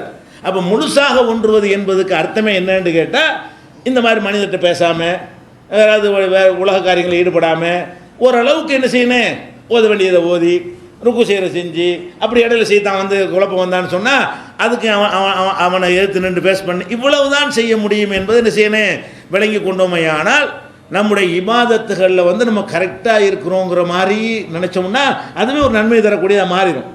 இபாதத்தை விட மாட்டோம், இபாதத்தை விட ஓடி போயிட மாட்டோம். நம்ம தொழுகை தெரியல ஒரு பயனும் இல்லை, வேஸ்ட்டு, இதுக்கெல்லாம் கூலி தர மாட்டான். இந்த மாதிரி அவனே இப்படி படைச்சிட்டு இப்படி செய்வானா? நம்மளை அந்த மாதிரி படைத்து விட்டு இப்படியான மனநிலை உள்ளவர்களாகத்தான் அவனே நம்மளை உருவாக்கி விட்டு ஏன்டா அப்படி செஞ்சாண்டா இப்படி கேட்பான். அல்லாஹ் எவ்வளோ பெரிய ஹக்கீம், எவ்வளோ ஒரு கருணையாளன். அவன் நம்மளை ஒரு டைப்பாக படைச்சிப்புட்டு அதில் நமக்கு எந்த சம்மந்தம் இல்லாமல் இருக்க மாட்ட கேள்வியை கேட்பான். இடிச்சா காதில் உழுவுற மாதிரி நம்மளை அவன் தானே படைச்சிருக்கிறான். தொழுகையில் இருந்தாலும் உழுவுற மாதிரி தானே படைச்சிருக்கிறான். தொழுகையில் இருந்தாலும் தேள் வர்றது தெரியத்தானே செய்யுது.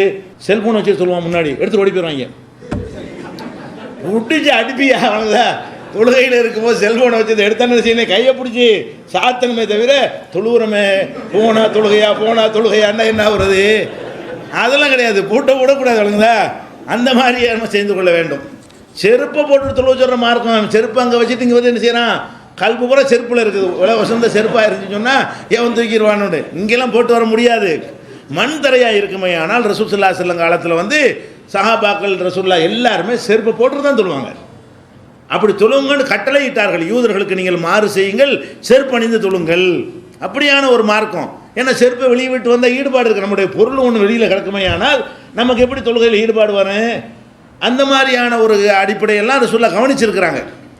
அடுத்து என்ன, அந்த சுபஹ் தொழுகை தொழுகும் பொழுது ரசூல் ஸல்லல்லாஹு அலைஹி வஸல்லம் ஓதுறாங்க. ஓதிக்கிட்டு இருக்கும் பொழுது ஒரு ஆள் என்ன செய்கிறாருன்னு கேட்டால் அவரும் ஓதுறாரு. ரசூல் ஸல்லல்லாஹு அலைஹி வஸல்லம் ஓதிக்கிட்டு இருக்கிறாங்க, அவர் பின்னாடி என்ன செய்கிறாரு, ஓதுறாரு. ஓதுனா அந்த ஹதீஸில் வருது, ஃபஸகுலத்து அலைஹில் கிராத்து. ஓதுறது அவங்களுக்கு பயங்கர சிரமமாக இருக்குது. முடியாது தானே. நம்ம ஒன்று ஓதிக்கிட்டு இருக்கிறோம், இன்னொருத்தர் கத்தினாருன்னு வைங்க, நமக்கு வராது. மனப்பாடம் பண்ணியிருந்தால் கூட கரெக்டாக கோர்வையாக வராது. பார்த்து ஓதுனாலும் வராது. ரசூலுல்லாஹ்வுக்கு பார்த்து ஓத தெரியாது, எழுத படிக்க தெரியாது. தொழுகைக்குள்ளே போட்டு பார்த்து ஓதுற கான்செப்ட் வராது. அப்போ தொழுகையில் ரசூல் ஸல்லல்லாஹு அலைஹி வஸல்லம் ஓதிக்கிட்டு இருக்கும் பொழுது ஒரு ஆள் அவர் பின்னாடியும் ஓதுறாருன்னு சொன்னால் அடுத்த வசனம் நமக்கு வராது. ஏன்? அந்த காதும் வாயும் சேர்ந்து கவனத்தில் இருக்கணும். நம்ம ஓதுற நம்ம கேட்கணும், முதல்ல வணங்கிக்கணும். நம்ம ஓதுறோம்னு சொன்னால் வாய் பாட்டுக்கு ஓதட்டும், காது பாட்டு கேட்கட்டும்னு இருக்க முடியுமா யாருக்காச்சும்? ஏன்னா ஓதுறது வாய் தான், காது கேட்குது. அப்போ நான் பாட்டு பேசிக்கிட்டு இருக்கும் பொழுது நீங்கள் காதில் கேட்டு நீங்களும் பேசிக்கிட்டு இருந்தா இப்படி இருக்க முடியாது. மனிதனுக்கு என்ன செய்ய முடியாது? காதுக்கு நீங்கள் செவி கொடுத்தீர்களே ஆனால் உங்கள் வாயை மூடிடணும். அதுக்கு தான் அல்லாஹ் கூட குர்ஆனில் சொன்னான், இதா குறியல் குர்ஆன் ஓதப்படுமையானால் ஃபஸ்தமி உலகு, செவிதாழ்த்தி கேளுங்கள், வான்சித்து வாயை மூடுங்கள். குர்ஆனை கேட்குற முறையே என்ன? செவியையும் தாழ்த்தனே, வாயை மூடணும். வாயை திறந்தால் செவி தாழ்த்த இயலாது. ரெண்டும் ஒன்றோட ஒன்று பின்னி பிணைஞ்சிருக்கக்கூடிய ஒரு விஷயம். இப்போ ரசூல் ஸல்லல்லாஹு அலைஹி வஸல்லம் அவங்க ஓதுறாங்கன்னா அவங்க ஓதுறது ரசூலுல்லாஹ்வுக்கு மட்டும் இல்லை, நீங்கள் ஓதுனாலும் சரி, அவங்க ஓதுறது அவங்களுக்கு விளங்கணும், அவங்க காதில் விழணும். விழுந்தால் தான் அடுத்த வார்த்தைக்கு அந்த மூளை வேலை செய்யும்.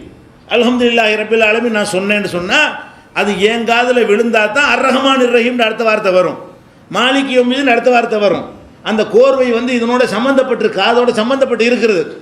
அப்போ ரசூல் ஸல்லல்லாஹு அலைஹி வஸல்லம் ஓதி கொண்டிருக்கும் பொழுது அவரும் ஒருத்தர் ஓதுனவுன சக்குலத்து அலைஹில் கிராத்து, ஓதுறது அவங்களுக்கு பெரும் சிரமமாகிவிட்டது, கஷ்டமாயிடுச்சு, முடியலை. அடுத்த வசனம் என்ன சொல்கிறதுன்னு தடுமாறுறாங்க. ஏன்னா இவர் கத்துறதுனால, இவர் விளங்காமல் கத்துறாரு. புதுசாக வந்த ஆளுக்கு தானே, அப்போ தானே தொழுகை முறைலாம் கற்றுக்குறாங்க. தொழுது முடித்தவொடனே லஅல்லக்கும் தக்ரவுன ஹல்ஃப இமாமிக்கும், ஏப்பா இமாமுக்கு பின்னாடி நீங்கள் ஓதிக்கிட்டு இருந்தீங்களா? நான் இமாம் தொழுகிறேன்ல, நான் தானே ஓதுறேன், நீங்கள் ஓதுனையிலாண்ட உடனே எல்லாரும் ஒருத்தர் ஓதுனாரு, ஹாதா நம்ம அல்லா ஒருத்தர் இந்த ஆள் தான் ஓதுனாரு, ஒரு ஆளை காட்டி கொடுக்குறாங்க.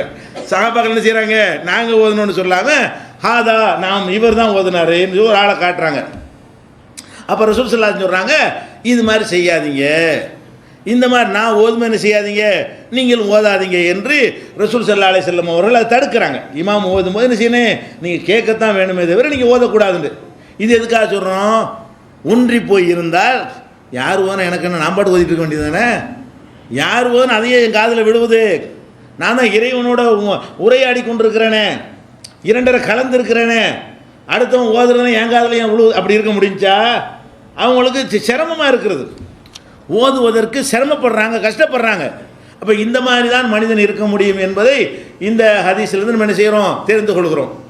அதே மாதிரி நபிகள் நாயகம் ஸல்லல்லாஹு அலைஹி வஸல்லம் அவர்கள் அவங்களுடைய வீடு சின்ன வீடு, அவங்க பெரிய அரண்மனை மாதிரி மாளிகையில் வசிக்க கிடையாது, ஒரு 10க்கு 10 கூட இல்லாத ஒரு சிறிய குடிசையில் தான் என்ன செஞ்சாங்க, அவங்க வாழ்ந்தாங்க. அதில் அவங்க தொழுவாங்க, இரவில் எழுந்து தொழுவாங்க. ஆயிஷா நாயுடைய வீடு தொழுகிறதா இருந்தால் ஒரு ஆள் தொழுதாங்கன்னா ஒரு ஆளுக்கு படுக்க முடியாது, அவ்வளோ சின்ன இடம். அப்போ ஆயிஷா நாய் என்ன செய்வாங்கன்னா குறுக்க படுத்து கிடப்பாங்களா. இப்போ ரசூல் ஸல்லல்லாஹு அலைஹி வஸல்லம் தொழுகும் பொழுது ரசூல்லா இப்படி தொழுகிறாங்க, ஆயிஷா நாய் இப்படி படுத்துருப்பாங்க, டீ மாதிரி, டீ எழுத்து மாதிரி வச்சுக்கிறீங்களேன், இங்கிலீஷ் டீ இப்படி இருக்கும்ல, இப்படி படுத்து கிடந்தா இப்படி தொழுகிறோம். இப்படி தொழுதமையானால் இடம் சின்ன இடம். அப்போ ரசூல்லா சஜிதா செய்கிறதா இருந்தால் எதில் செய்யணும், இப்போ ஆயிஷா நாய் காலில் தான் செய்யணும். இப்படி ஆயிஷா நாய் இப்படி வீட்டில் படுத்து கிடக்குறாங்க, ரசூல்லா இருந்து இப்படி தொழுகிறாங்க. தொழுகும் பொழுது நெத்தியை கொண்டே வைக்கும் பொழுது எங்கே வைக்கணும், ஆயிஷா நாய் காலில் தான் கொண்டே வைக்கணும். அப்போ அந்த மாதிரியான ஒரு நிலை வரும்போது என்ன செய்வாங்கன்னா தொழுவாங்க, வீட்டிலையே இடம் சின்னதாக இருந்தாலும் பரவாயில்லன்னு தொழுவாங்க. தொழுதுட்டு இருக்கும்போது சஜிதாவுக்கு போவாங்க இல்லையா, சஜிதாவுக்கு வரும்போது என்ன செய்வாங்கன்னா விரல்னால ஆயிஷா நாயுடைய காலில் ஒரு குத்துவாங்க. தொழுதுட்டு இருக்கும்போது உடனே ஆயிஷா நாய் என்ன செய்வாங்க, காலை மடக்கிடுவாங்க, காலை டக்குன்னு என்ன செய்வாங்க மடக்கி கொள்வார்கள். சஜிதா செஞ்சு முடித்தவுடனே எந்திரிச்சவொடனே மறுபடியும் கால் நீட்டி கொள்வார்கள். ஏன்னா அடுத்த செய்தா வருது 1 மணி நேரம் ஆகும். நம்ம மாதிரி கோழி கொத்துற செய்தா கிடையாது.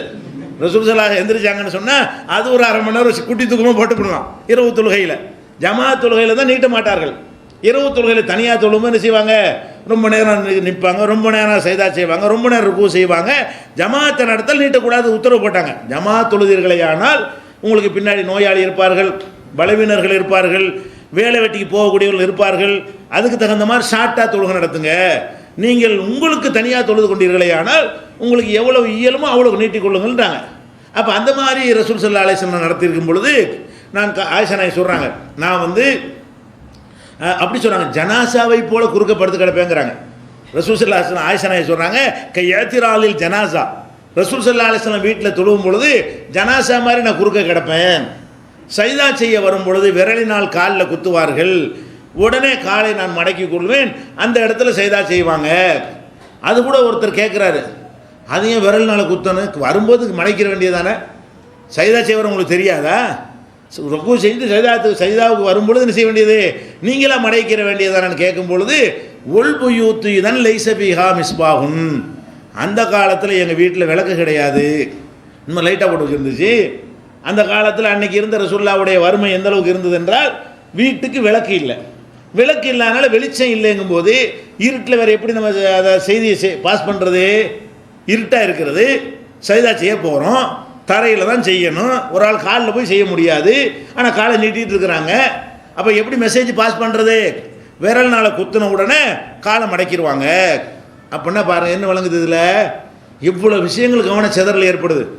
தொழுகிறாங்க, தொழும்போது ஆயிஷா நாய் படுத்து கிடக்குறாங்கங்கிற யாபம் வருது, நம்ம நெத்தியை கொண்டு நிலத்தில் வைக்க முடியாதுன்னு யாபம் வருது, விரல்னால் குத்துணுட்டு யாபம் வருது. அந்த விரலால் தொட்ட உடனே இவங்க மடக்கணும் மெசேஜ் வேறு அதில் இருக்குது.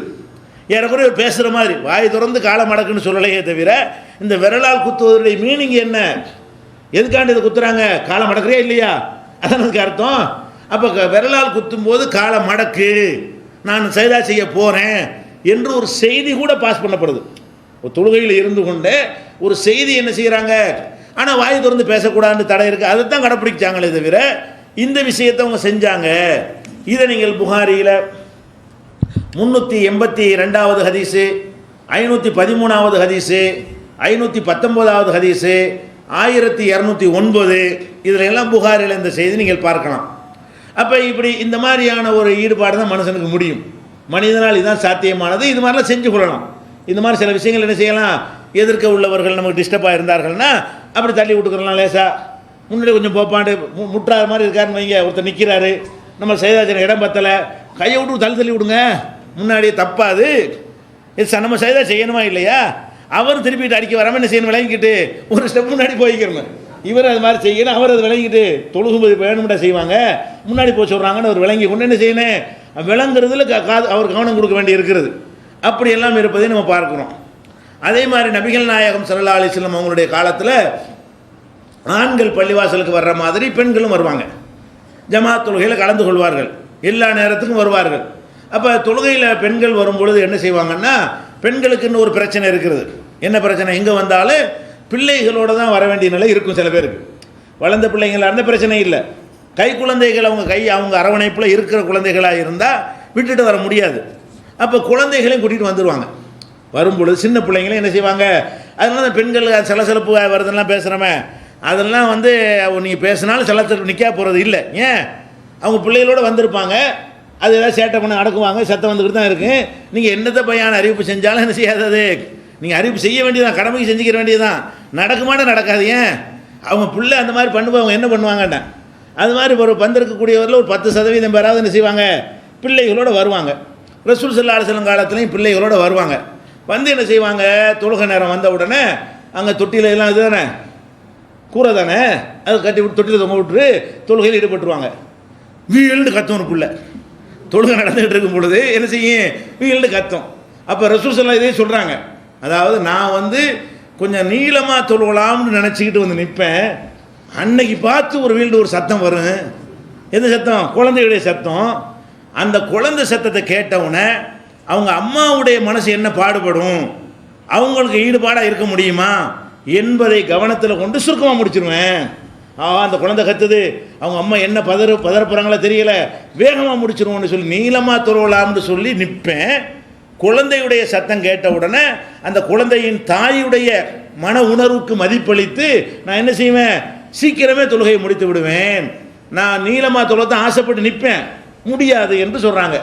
அப்போ இதில் என்ன விளங்குது, இது புகாரியில் 707வது ஹதீஸ்லையும் 868வது ஹதீஸ்லையும் பார்க்கலாம். அப்போ நபிகள் நாயகம் ஸல்லல்லாஹு அலைஹி வஸல்லம் அவங்க தொழுதுகிட்டு இருக்கும்போது குழந்தையுடைய அழுகை சத்தம் காதில் கேட்குறாங்க. ஈடுபாடு, இவ்வளோதான் ஈடுபாடு இருந்திருக்கிறது. அதை மட்டும் கேட்கல, அப்படி கணக்கு பண்ணுறாங்க. இந்த குழந்தை அழுவுது, அதுக்கு என்ன, அது ரியாக்ஷன் என்ன, குழந்தையுடைய தாய்க்கு பாதிக்கும், தாய்க்கு பாதிச்சா என்ன நடக்கும், அவங்களுக்கு ஒழுங்காக ஈடுபட முடியாது, இந்த மனுஷன் எப்போ தொழுகை முடிப்பாருன்னு அப்புறம் மாறி டக்குன்னு தொழுதுகிட்டு இருக்கவங்கள ஈடுபாடாக தொழுதா கூட குழந்தை அழுகுதுன்னு வைங்க, அப்போ தாயுடைய மனசுலாம் என்னவா இருக்கும், எப்போ செலாம் கொடுப்பார், எப்போ முடிப்பார், எப்போ நம்ம பிள்ளையை தூக்க போகிறோம் என்கிற மாதிரி அவங்களுடைய எண்ண ஓட்டங்கள் இவ்வளவும் கவனிக்கிறாங்க. இந்த கணக்கு அவ்வளோ எதில் நடக்குது, தொழுகைக்கு உள்ளே நடக்கிறது. இந்த இவ்வளவு கணக்கு கால்குலேஷனும் தொழுகைக்கு உள்ளே தான் நடக்கிறது. அப்போ நடந்து என்ன செய்கிறாங்க, நான் இதுக்காக கராகத்தை அசுக்காலா உம்மிகி, அந்த குழந்தையுடைய அம்மாவுக்கு சிரமம் தரக்கூடாது என்ற ஒரே காரணத்திற்காக நான் சீக்கிரமே முடித்து விடுகிறேன் என்று சொன்னதாக புகாரியில் 707வது ஹதீஸ்லையும் 868வது ஹதீஸ்லையும் பார்க்கலாம். இது மாதிரி நிறைய கொஞ்சம் நஞ்சம் கிடையாது ஹதீஸ்களை. புகாரி எப்படி நீங்கள் படித்து பார்த்தீர்கள், தொழுகைங்கிற பாடத்தை படித்து பார்த்தீர்களே, ஆனால் இந்த கோணத்தில் படித்து பார்க்கணும், படிச்சிருக்கணும்.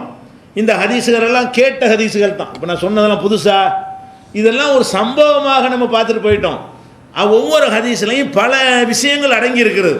இப்படி செஞ்சு பார்த்தோம்னு சொன்னால், ஆமாம் இது ஒரு ரொம்ப அற்புதமான செய்தியாக இருக்குது, மனசை எவ்வளோ அமைதிப்படுத்துகிறது, நம்ம என்னமோ பிண்டங்கன்னு நினச்சிக்கிட்டு இருக்கிறோமே, எல்லாம் கரெக்டு தானே இருக்கிறோம், எல்லோரும் இப்படி தானே இருக்கிறாங்க, இதுக்கு ஏன் போட்டு ஆழ்த்திக்கிறேன்னு, அனைவரும் இந்த மாதிரி இருந்தால் இதுக்கு போட்டு ஆழ்த்திக்க, எது முடியுமோ அதை செய்வோம், என்னென்ன விஷயங்கள் செய்யக்கூடாது தொழுகையில் என்று உங்களுக்கு சொல்லப்பட்டிருக்கு அதை செய்யுங்க. உங்களை மீறி இன்னும் சொல்லப்போனால் மனசு நம்ம கண்ட்ரோலில் உள்ளதா, மனசை நம்ம எந்த மனுஷனுக்காக கண்ட்ரோல் பண்ண இயலுமா, நம்ம கண்ட்ரோலில் உள்ளது கிடையாது, நம்மளை மீறி போய்கிட்டே இருக்கும். அதுக்கு எல்லாம் கொஸ்டின் பண்ணவே மாட்டான், வாய் கை செயலுக்கு தான் அதை கொஸ்டின் பண்ணுவான். அது கூட மார்க்கம் சில இடத்துல தேல் வந்தால் பாம்பு வந்தால் அது கூட மாற்றிக்கிற சொல்லி இருக்கிறது. வாய் கையெல்லாம் கண்ட்ரோலாக தான் இருக்கணும், தேள் பாம்பு வந்து இப்போ அடிக்கணுமா இல்லையா?